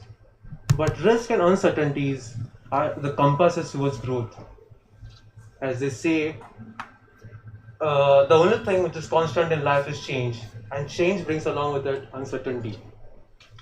Greetings to my fellow friends and respected teachers and honorable judges. Uncertainty is the single greatest determinant for a high level success as an entrepreneur or a creator is the ability to manage at times seek out uncertainty. Uncertainty is what goes on in the mind, our heart, our gut, as we strive something to create something truly extraordinary.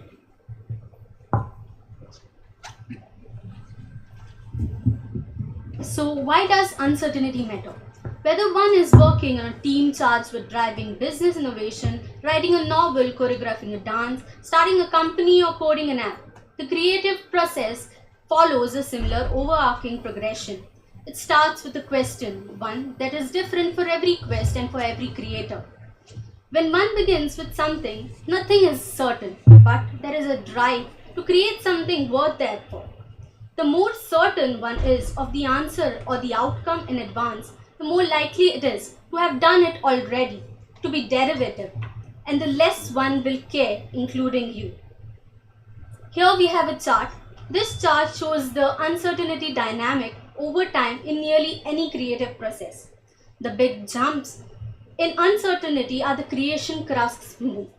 For a painter, it might be the realization that their current painting or the current collection isn't working. For an entrepreneur, it might be that they have gained enough knowledge that their assumptions are wrong. For a hacker or development team leader, it might be the awakening and the understanding that the solution they are looking for and developing isn't doing what it's supposed to do. We can also notice in the chart that along with the big realizations and the changes in course, the line itself is jagged. This represents the understanding that at no point does the uncertainty entirely go away. It is always there, offering up a constant stream of less disruptive questions and challenges. In 2008, a study was led by Professor Frank Zinasny, who published it in a Journal of Creative Behavior, revealing that tolerance for ambiguity to be significantly and positively related to creativity. Working with a population of parents and adolescent children, Zinasny and his team measured each participant's creativity using story writing tasks, a divergent thinking task, and a self-evaluation of the creative attitude and behavior. Participants then completed 2 assessments that measured the tolerance for ambiguity. The data revealed a strong link between creativity and the tolerance for ambiguity. Explaining the results, Zinasny said that the tolerance for ambiguity enables an individual to not be satisfied by the partial or non-optimal solutions to complex problems. People who tolerate ambiguity may be able to work effectively on a larger set of stimuli or solutions, including the ambiguous ones, whereas whereas the people intolerant will avoid or quickly stop treating the information. The more we are able to treat ambiguity and lead into the unknown, the more likely we are to dance with it long enough to come up with better solutions, better ideas, and better creations. So we cannot control uncertain situations, and change is also inevitable. So as a business management students, we even know that business uncertainty is guaranteed and change is also constant. So the COVID-19 pandemic has also taught us to expect the unexpected and to thrive in uncertainty. Now a few strategies which we can use are mental agility. So this is the ability to respond to situations and come up with solutions and different solutions in a quick manner. Now in this we start finding a new course of action to help create new paths and spark our innovation. In this we can use the brainstorming method to come up with many ideas, and also we can learn from past events in order to come up with a better solution. Next is find your certainty anchors. Now these can be experiences or rituals or routines in everyday life, and which we can build or intentionally. And the consistency of these certainty anchors are what makes them effective tools to counter the anxiety that one feels during uncertain times. Next is build your hive. Now in this context we mean that hive is the culture or the people around us who encourage us, and instead of giving us a destructive comments, they encourage us and give us better constructive feedback. And this also helps us to strip away a lot of judgment and intolerance of uncertainty that stifles our creativity and innovation. And train your brain. At some point we need to stop looking outside for external solutions and rather turn inside our own selves for the solutions. And cultivating a daily personal practice helps us to steal against this fear and anxiety that we feel against uncertainty. So a repetition of these exercises such as meditation or mindfulness can help us to thrive during uncertain times. To conclude the presentation, we learned that uncertainty is the root of all progress and growth. When you're certain about something, it means that it has already been done. Uncertainty is binary, but risk can be positive. And when it's positive, it provides us with the opportunity to grow, innovate, create, and evolve. Change is going to be constant all the time, but what we can do is learn from it and grow and adapt to the changes that actually take place in our environment. We have weathered through a lot of changes since the dawn of time, and looking forward, there is more uncertainty in the future that the future holds for us. Now, about 2 years ago, we were hit with the COVID pandemic and we underwent lockdown. But that didn't stop us from getting where we are today. We adapted, we grew, we embraced, and we overcame. Today, the world is changing extremely fast. It is dynamic, complex, ambiguous, and completely unpredictable. But that doesn't stop us from getting where we are. The world is changing faster today, and uncertainty never stopped the bulb from being invented. So why should it stop you? In today's world, it's not a question of if and when we should choose to thrive in uncertainty, but it's more of if you want to continue to succeed, we have to start now. Thank you.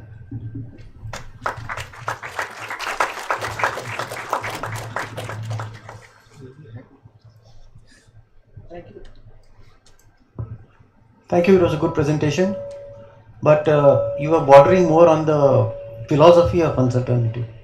This is a business session, right? We are BBA students.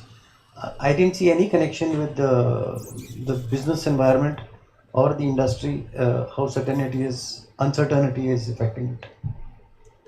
On a physiological level, fantastic. Philosophical level, fantastic. I mean, you all give a very good presentation. Yes, so what we, like as you said, we have emphasized more on psychological part, because we think business is more about psychology, sir.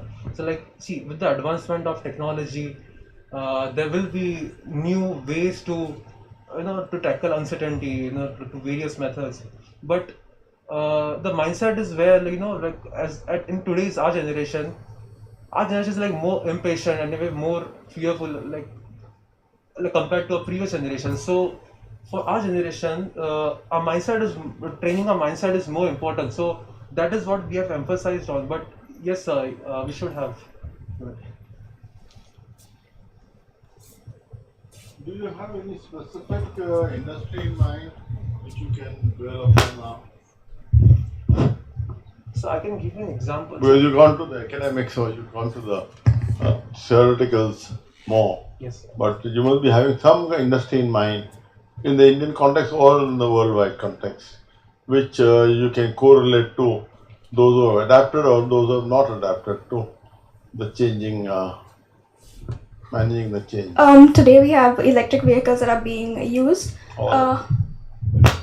In a few years, there are not going to be any petroleum vehicles that are going to be used in the country. So we have Shell Corporation, which has invested in Sonnen and Greenlots, which are electronic vehicle charging systems. They are the creators of that, and they are one of Tesla's major competitors. So in the same way, like these are actually gas and oil companies, but they are adapting to the changes wherein in the future we're not going to be having any cars that are running on petroleum, and they're going to go out of business. So basically they've invested in these companies, so one day they're not going to be petrol pumps, but exactly electronic vehicle charging systems where we're going to be having these things. Do you think that this will be a success? Yes, it will be, because in a few years we aren't going to be having cars that are going to be running on petroleum. It's going to be running on electricity, and we will need electronic vehicle charging systems. And are you forward to meeting you again when you're an MBA student? And see within 2 years what will happen to. What about all the investment that is going on in exploration? All over the world, oil exploration, Probably because I think there may be electrical vehicles as well as a petroleum vehicles side by side. That's what I feel. Because so much of exploration in oil and this is going on, huge refineries. Reliance is coming with, in Maharashtra, the world's biggest refinery is coming in Sindhudurg, that side. So if they had that after 10 years, this petroleum is going to be out of, I think there'll be electricity as well as the... maybe in the short run we will still have petroleum vehicles, but petrol and oil, they are non-renewable resources. So maybe in another 50 years, it's not going to be available. We're going to run out of it. For these Tesla, those artificial intelligence, these driverless cars, take some time for them to come to India. These stations, you're still like charging stations, huge investment involved. India is a third world country, so yes, it will take time for them to actually develop and come up with it, but one day it will have to happen. We don't know what will happen. Now there's flying cars are coming, Lufthansa is coming for flying cars. Drones. While you were doing all this, or in the normal process of studying management, have you studied what is the electric car or what is the Tesla model or Tesla? Is Tesla an electric car? Yes. Or Tesla is a not a male, not a female sort of thing, hybrid? So you mean that it's a hybrid car? I don't know, I'm asking. No, it's a pure electric car, sir. Tesla is pure electric? Yes, sir. So all the models which like the Tesla Model X, like the latest Tesla Cyber X something, they all are pure electric vehicles. All electric? Yes, sir.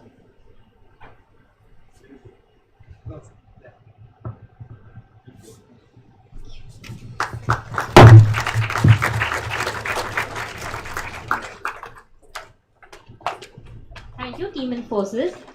I now call upon our final and last team for today, Team Starbucks.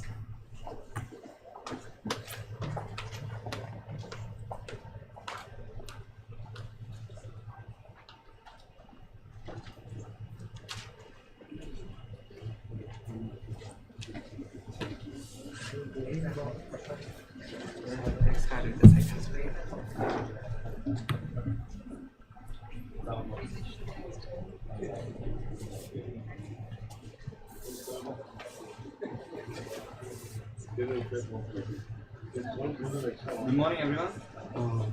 We are students from from the team Starbucks are going to present on the topic thriving in uncertainty and managing change. So what is uncertainty? We are living during uncertain times. Next slide.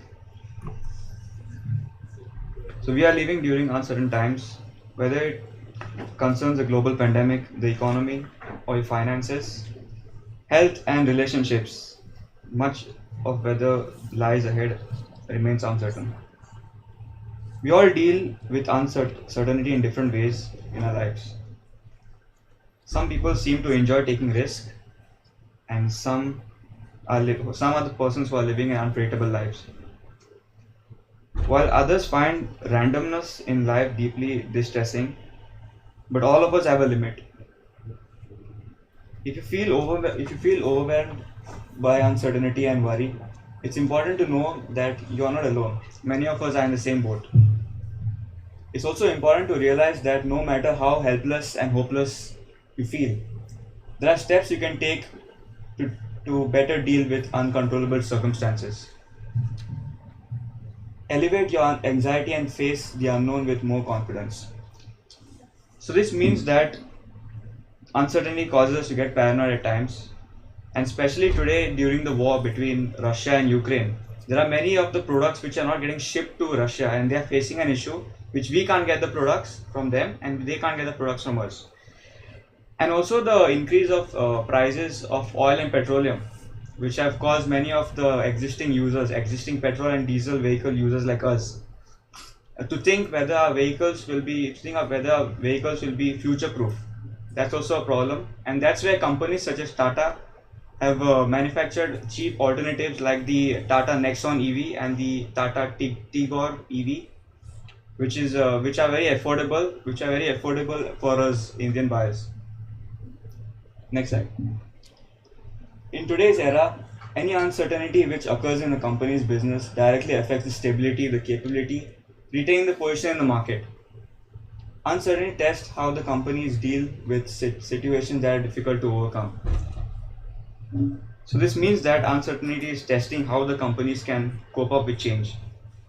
The various changes in the environment, for example, the global pandemic, has also affected the lives of many, which have caused the work from home and online classes, online lectures, and etc.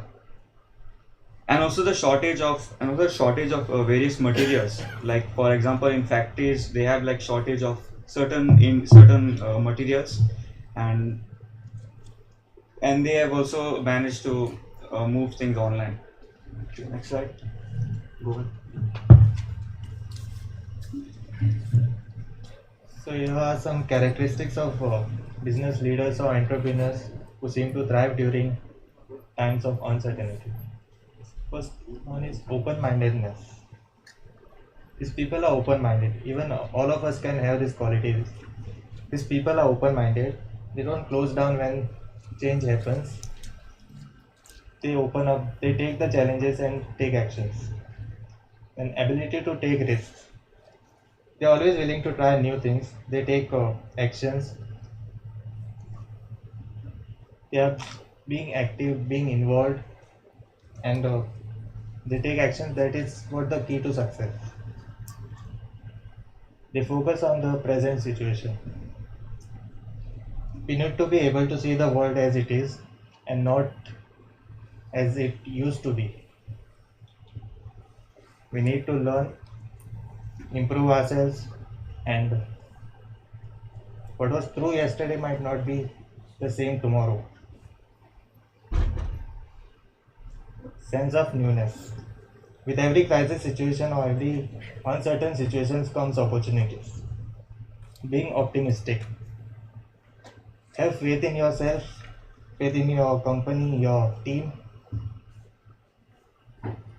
Allowing yourself, being mindful of making mistakes. If you do something new and it doesn't work, then it's okay. Keep trying new things. Then adding value. Always try to add value to what services you give.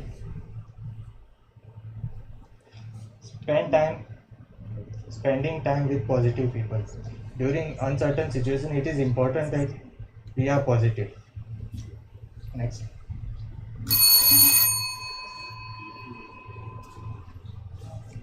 So steps for thriving in uncertainty and managing change. So the first one is being alert. Everyone from leaders to the frontline employees must become highly attuned to the threats and opportunities a company encounters.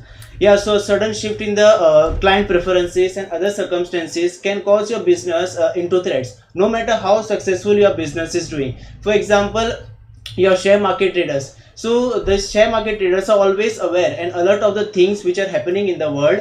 Yeah, for example, currently now there is a war which takes place between which is going in Russia and Ukraine. So in this there was a tremendous fall in the stock market. So these share market traders are aware about these things and they have sold their shares before this huge fall. Then we have leaders from the forefront. We require strong leaders to motivate employees and to lead from the front. Yeah, so let's take an example of the Ford company in USA and the Toyota company in Japan. So in the Ford company, so when there is an error which takes place in the car manufacturing unit of the Ford, the actions which are taken place in that is very late. Whereas in Toyota, if there is an error in the production of the car, the whole production line is being stopped and the interaction takes place between the leaders. Then we have work as a team. Everybody needs to take equal risks and responsible for tasks they are given. So for example, almost 70% of the American workers are disengaged in work by asking questions like, yeah, what's in it for me? So if they start asking questions like what's in it for me, then the other members from the group also ask that, and there is a miscommunication which takes place and the organization suffers from don't suffer from profit. Then we have striving to maintain a balance. Leaders must balance the wants and needs of many external parties in ways they are mutually beneficial to all. Yeah, let's take an example of a Mercedes and a BMW. So Mercedes provides a well luxurious interior in the car as well as safety, whereas in BMW it also provides us luxury as well as performance, safety, etc. So here we must look towards the customer taste. So the leaders must know how customer tastes are occurring and we must work on that. Then we have encouraging flexibility within an organization. When organizations are required to be flexible, certain amount of risk needs to be taken. So the organization cannot be flexible throughout. So at times it should take risk. So for example, at Casino Paradise, it provides their employees it provides a pick and drop facility from their working place towards their home. So so they are taking risk of providing extra facility to them. Then we have focusing on the evolutionary change. Individuals need to be constant aware the constant changes and update with all the newer terms and conditions required to manage them. So for example, it's like accept the evolution and generation change. So for example, accept terms of BS6 norms in vehicles of every person. So BS6 norm is there. It's an engine which is acceptable by every person. Thank you. Okay. Strategy for thriving on uncertainty. Okay, so we will be looking at the results directly by these strategies. First strategy is being updated about the future. Okay, so updated. You can see every stock trader, every time they are updated themselves by business news, because a single up and down in the market can crashes the stock or maybe rises the stock. For example, Russian war, which drops the Sensex to the 12,000 something. Sensex was at 58,000. After the war, Sensex was dropped till 45 to 48,000 something. That's it. Second is risk taking. Risk taking is most important. We will take the example of Elon Musk.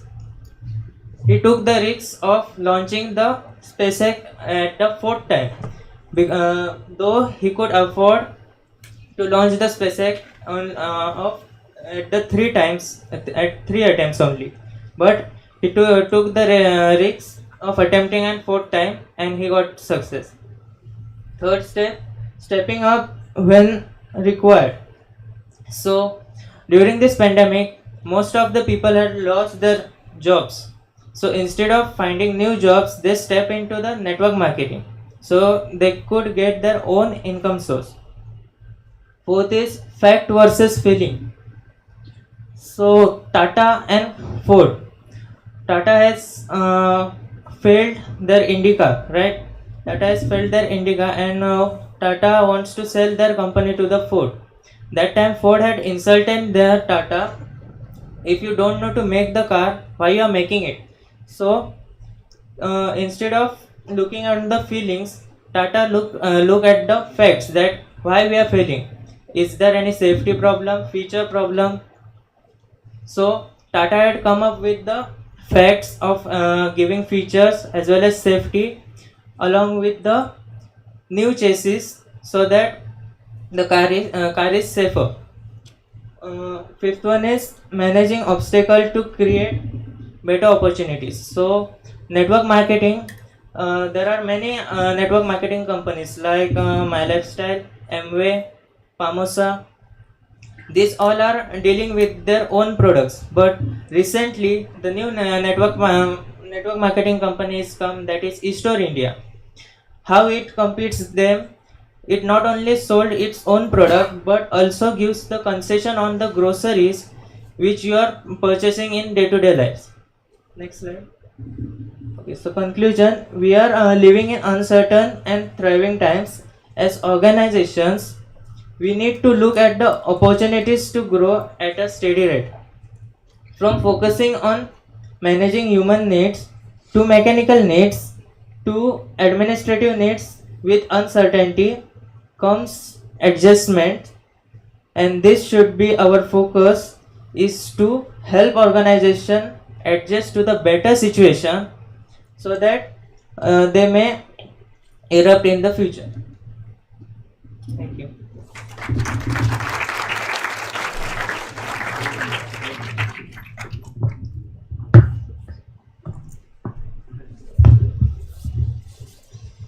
Quite a theoretical form of presentation. You could have given a little more examples of industries or mention about certain industry specific. Anyway, I just wanted to know first, okay, I don't want to know the name of your college, but is your college an all men's college? No.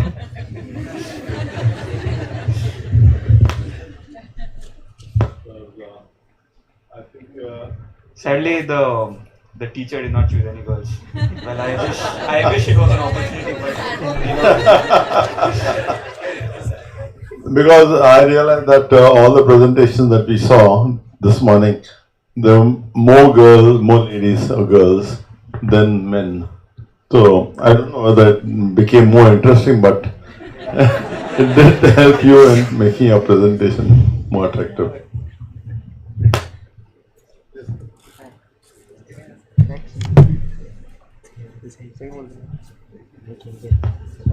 Okay, so my question is on the slide which mentioned facts versus feelings. Okay. So in the business arena, it's usually said that feelings को side में रखो, ठीक है? You've put it versus. So does that mean that facts are more important and it's either facts or feelings, or is it facts and feelings, or is it no feelings at all? Keep your feelings out of the door when we talk about business. Your views. Keep the feeling aside. Keep the feelings. Yeah. Straightforward.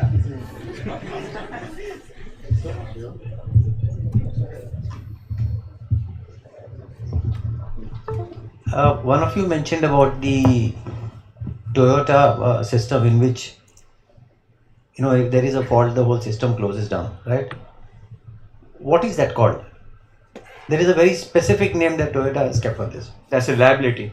Because the thing is about Toyota is that it have gained a trust between the No. customers. Yeah, understand my question. Yes. There is a specific term which is used in Toyota for shutting down the system, and this particular authority is given to each and every person on the production line.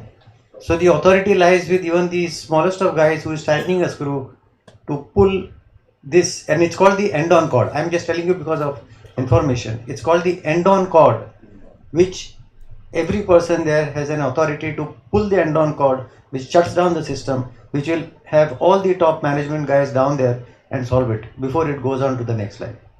And that's a very credible thing that happens with only with Toyota.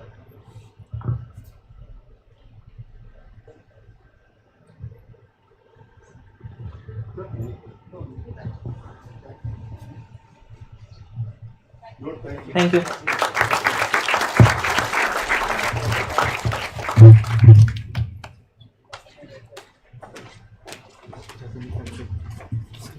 Thank you, Team Starbucks. A champion is not defined by their wins, but the strength and effort that they put in to reach their goal. As we come to an end of today's competition, I would like to congratulate each and every team that came forward with their excellent performance and inputs. The question answer session gave our students many key takeaways and insightful thoughts. We are grateful to our judges for spending their valuable time and for enlightening our judges with their thoughts and appreciation. I now request the BBA coordinator, Dr. Sonia Angde, to hand over a token of appreciation to our judges. Firstly, to Mr. Kirit Maganlal,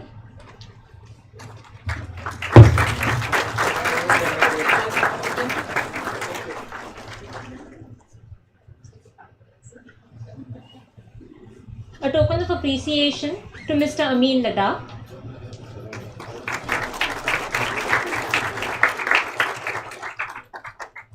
a token of appreciation to our trustee, Mr. Yatish Dempo,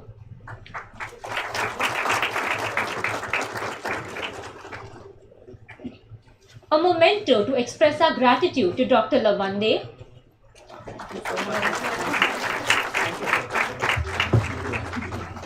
and to Ms. Ruse from the Goa Management Association.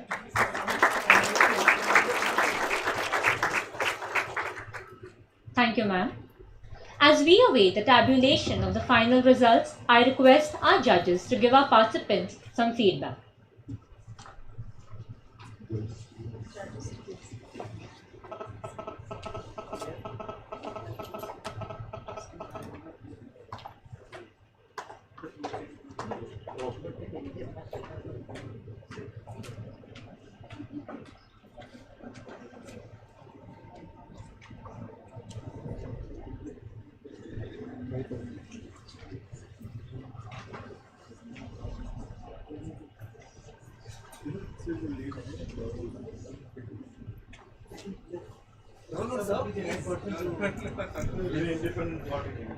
I'll come. First you, sir.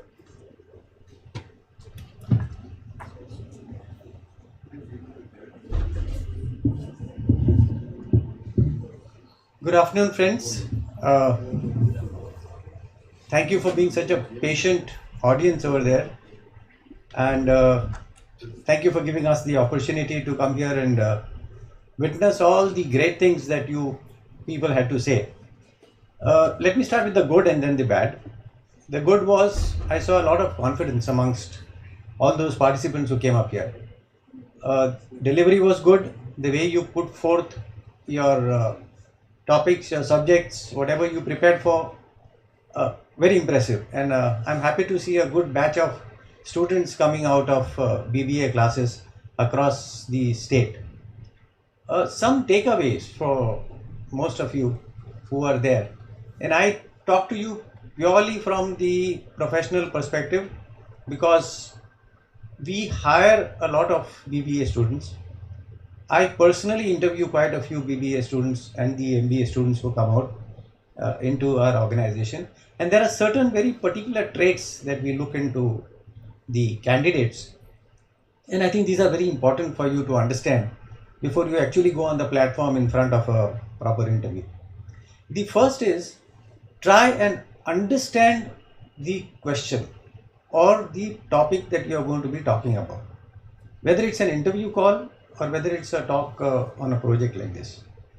When we are talking about managing change, okay, most of us have missed out on that very term which is managing. We spoke about change. We spoke about so many things that has occurred which has brought about change. But I think very few of us really hit the nail on the head by talking about how we have managed the change that has happened. Now, when we give a presentation, if I was in your place, okay, and I hope I was, I didn't get that kind of an opportunity when I was your age. But in this kind of a situation, I would make a lot of differentiations. Something like, what is the difference between, say, risk and uncertainty, right? There's a huge difference in these two. And it's very important for us to understand that risk is something internal. Risk is something that I take when I get into a certain situation. Uncertainty is absolutely external. Something just happens. So when you tell me that Lehman Brothers and the subprime crisis was an uncertainty, I don't believe you at all. Because this is something that kept on happening. It was expected to happen. It's not an uncertainty. And the uncertainty is something that, say, a cyclone hits the place all of a sudden, and then you get into an uncertainty or an uncertain situation. So it's absolutely important for us to understand how we differentiate between the risk that one has to take into business and the uncertainty. Let me give you a small example. Uncertainty also, some of you said it cannot be controlled. It just happened and there's nothing we can do about it. But believe me, it is absolutely under your control. Take an example of Apple. One of you were a team representing Apple, at least by name. When Steve Jobs got into the position where he had to take a decision what the next PC or the computer was supposed to be and how it was supposed to look, he was absolutely certain that he didn't want a keyboard. He didn't want knobs. He didn't want buttons on his computer. And in this kind of a situation, it was something that people just didn't accept, because in those days, computers had to have a keyboard and an off and on key and a mouse and all this kind of stuff. Whereas Steve Jobs says, no, it's not going to happen. Now, the whole company were rallying behind the fact that Steve Jobs is on the wrong path. He's not going to make a success out of it. So uncertainty was there, whether the company is going to grow and progress or it's not going to happen. But then history tells us that it changed the whole scenario of what personal computing has become today. Take another example of, say, Amazon, for instance. Amazon realized that at a certain stage, just getting on to selling items on the platform wasn't going to be the future, right? Everything was going digital, and you spoke about digital and digitalization.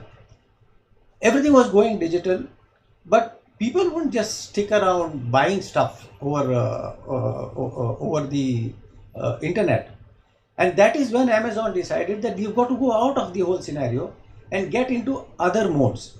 So then you started Prime, then they started Kindle, again was an Amazon product. They went into so many ancillary products which kept the company going, and these were uncertain times.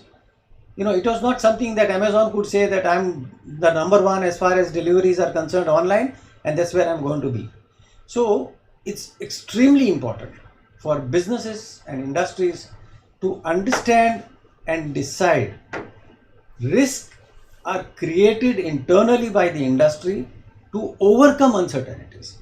And this, I think, brings the change in uncertain times. And this is the change, I think, that all of us should be talking about, all of us should be looking at. If you were to impress judges like us, I would be impressed if somebody came up with facts and figures, you know, rather than a cut and paste job from magazine. See, what I noticed is everybody was talking about Kodak. I'm sure it must have been in all your management textbooks, and that's how it's come up here. Because Kodak is history. Nobody talks about Kodak today. So if you want to talk about companies which have not kept up to date with the technology or with uncertain times, you can name 100 companies which are gone defunct today. Remember also another point before I end. Uncertain times call for a lot of resilience. And today, I think resilience is what keeps you all going in uncertain times. Nobody has spoken about this fact. I think someone of you said Hertz wound up because 2 years of pandemic and they could not get cars on the road, which is wrong. A company like Hertz could not have wound up because of 2 years of pandemic. There is a gap in resilience in companies which they could not overcome. This is what we need to track and trace.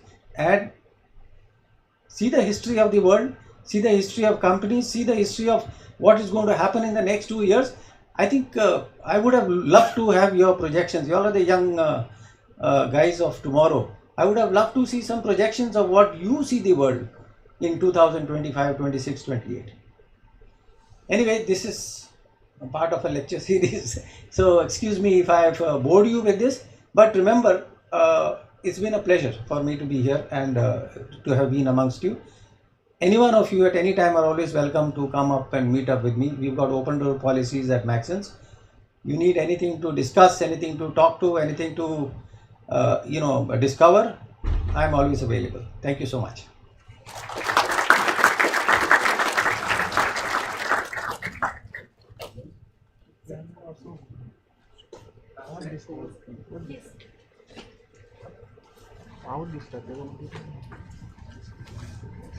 Okay, hi guys, Naval, I come from Symbiosis, Pune. So quick thought. I think Kirit sir has mentioned too many examples, so I won't say anything about examples. There's a concept I'm sure all of us here know of, customer satisfaction, right? Heard that term, obsolete, old ho gaya hai, cliche hai, it's useless today, right? We talk about customer delight. What is the difference? You bring in a surprise element. Interestingly, the name Naval, and I won't go into the story why I was named so, but Naval in Marathi means new or surprise.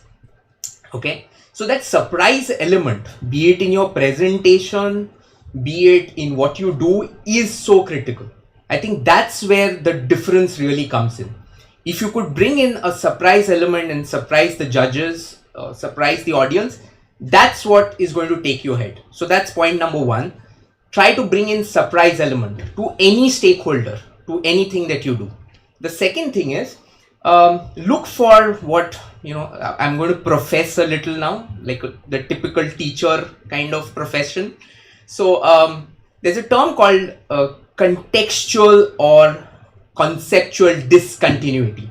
Always try to search for something that's discontinuous. Anything that you're trying to study, read, understand. Take a quick example, and I won't take names because I could get into trouble. Telecom industry, right?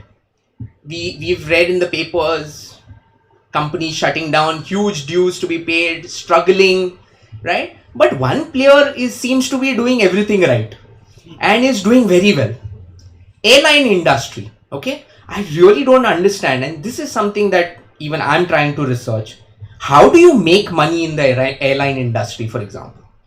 Fuel prices, not in your control. Parking places, not in your control. Airspace charges, not in your control. Two major players of manufacturers, I think Boeing and Airbus. So what's in your control? If you are entering an airline industry, what's in your control? So again, airline industry is struggling, but there is that one player somewhere that he's doing very well. That's a contextual discontinuity. Continuous, something is going fine or not going fine, but there's somebody odd one out, right? There's a nice book by Malcolm Gladwell which says outliers, right? Try to be the outlier or try to identify that outlier, right? So I just leave you all with these two thoughts. Try to bring in a surprise element in whatever you do and try to find out preferably that contextual discontinuity that's there. Otherwise, just to give a quick feedback on the presentations, I think for BBA level, pretty good. But I have been in Pune for over a decade now, a decade and a half. And being in teaching profession, I can tell you one thing that I'm very proud of. I'm very proud of being a Goan because I see a lot of Goan students doing very well. I mean, we know them in Mumbai, in Bangalore, in Pune, So it's just that you need to get a little serious, right? and put a little thought into what you're doing, and I think you all will do wonders. But otherwise, a great show. A big thank you to the college, Dempo College, and to GMA for giving me this opportunity. Thank you guys. See you. Bye.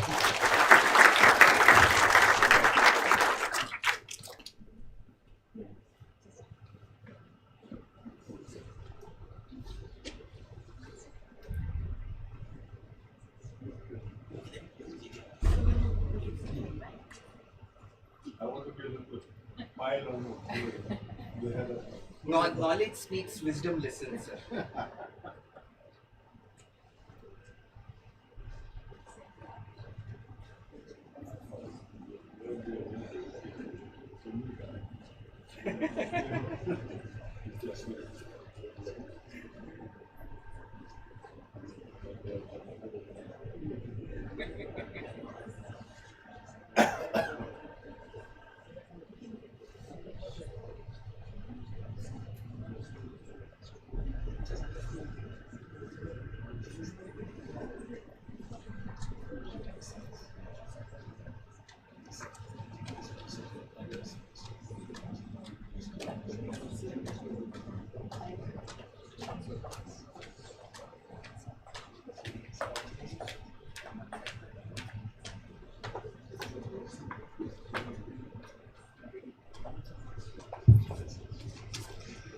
The capacity to learn is a gift. The ability to learn is a skill, but the willingness to learn is a choice.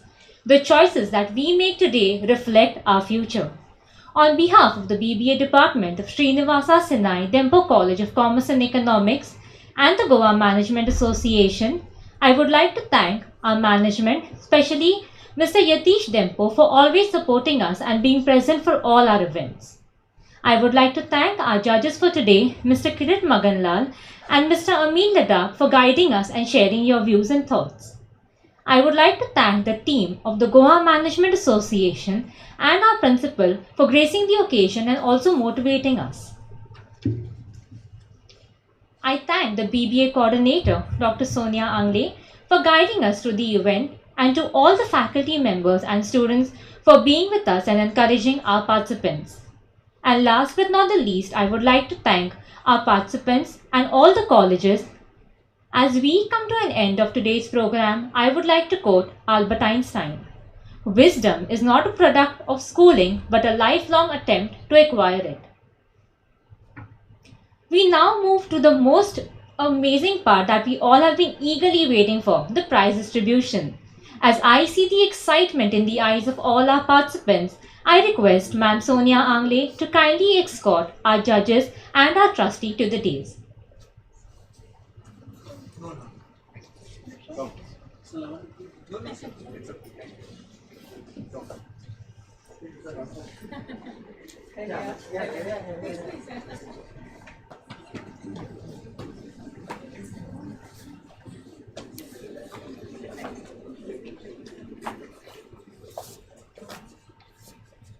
And now the time is finally here to announce our winners for today.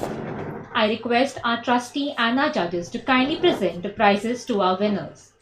So, the second place for today's business presentation competition goes to Team Apple, that is SVS Takulo College of Commerce and Management Studies.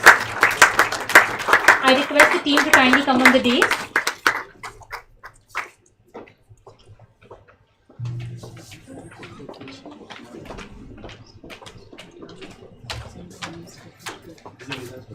Yeah. Second place. Second. No, Congratulations. Yes. Well done. All of you will have all the best to you. Handshake with you. Hold the trophy. No, hold the trophy. Hold the trophy. Until excited. Until excited. Come this way. I think around a Excellent. Well done.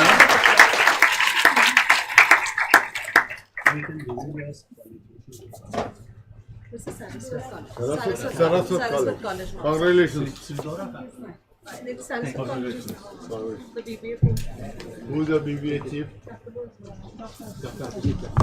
Abhishek Karmali. And I think Dr. Rajiv Narvekar, the professor. Rajiv is here? Now let them. Where is Rajiv? Oh, hi. Congratulations. Congratulations to you. Thank you so much. And the first place to bag the title of today's competition goes to Team SpaceX, that is BBMH Sri Damodar College of Commerce and Economics. I request the team to come on the dais.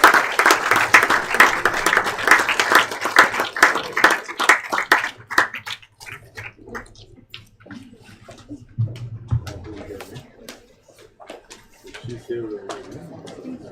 Yeah. Come.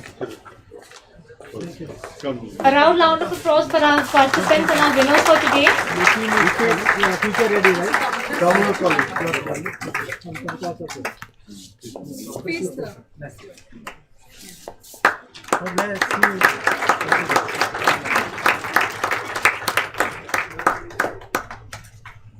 Congratulations. Congratulations.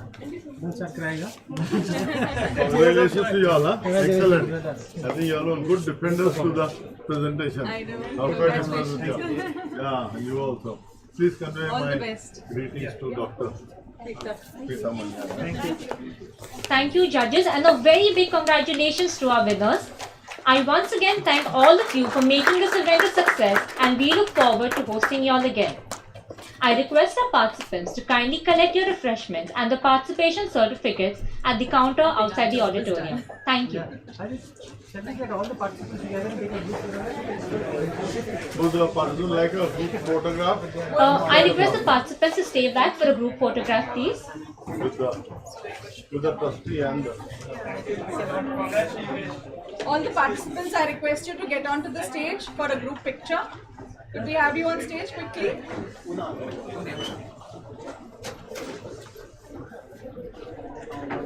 Participants to quickly get onto the stage for a group picture.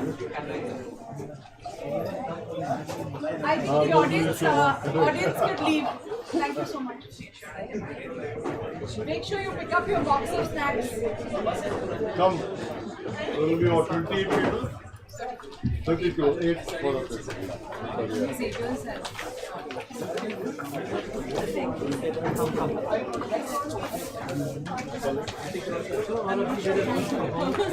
Which college are you now? And all boys must DMC. All boys must DMC. Honda. No, this is Asset.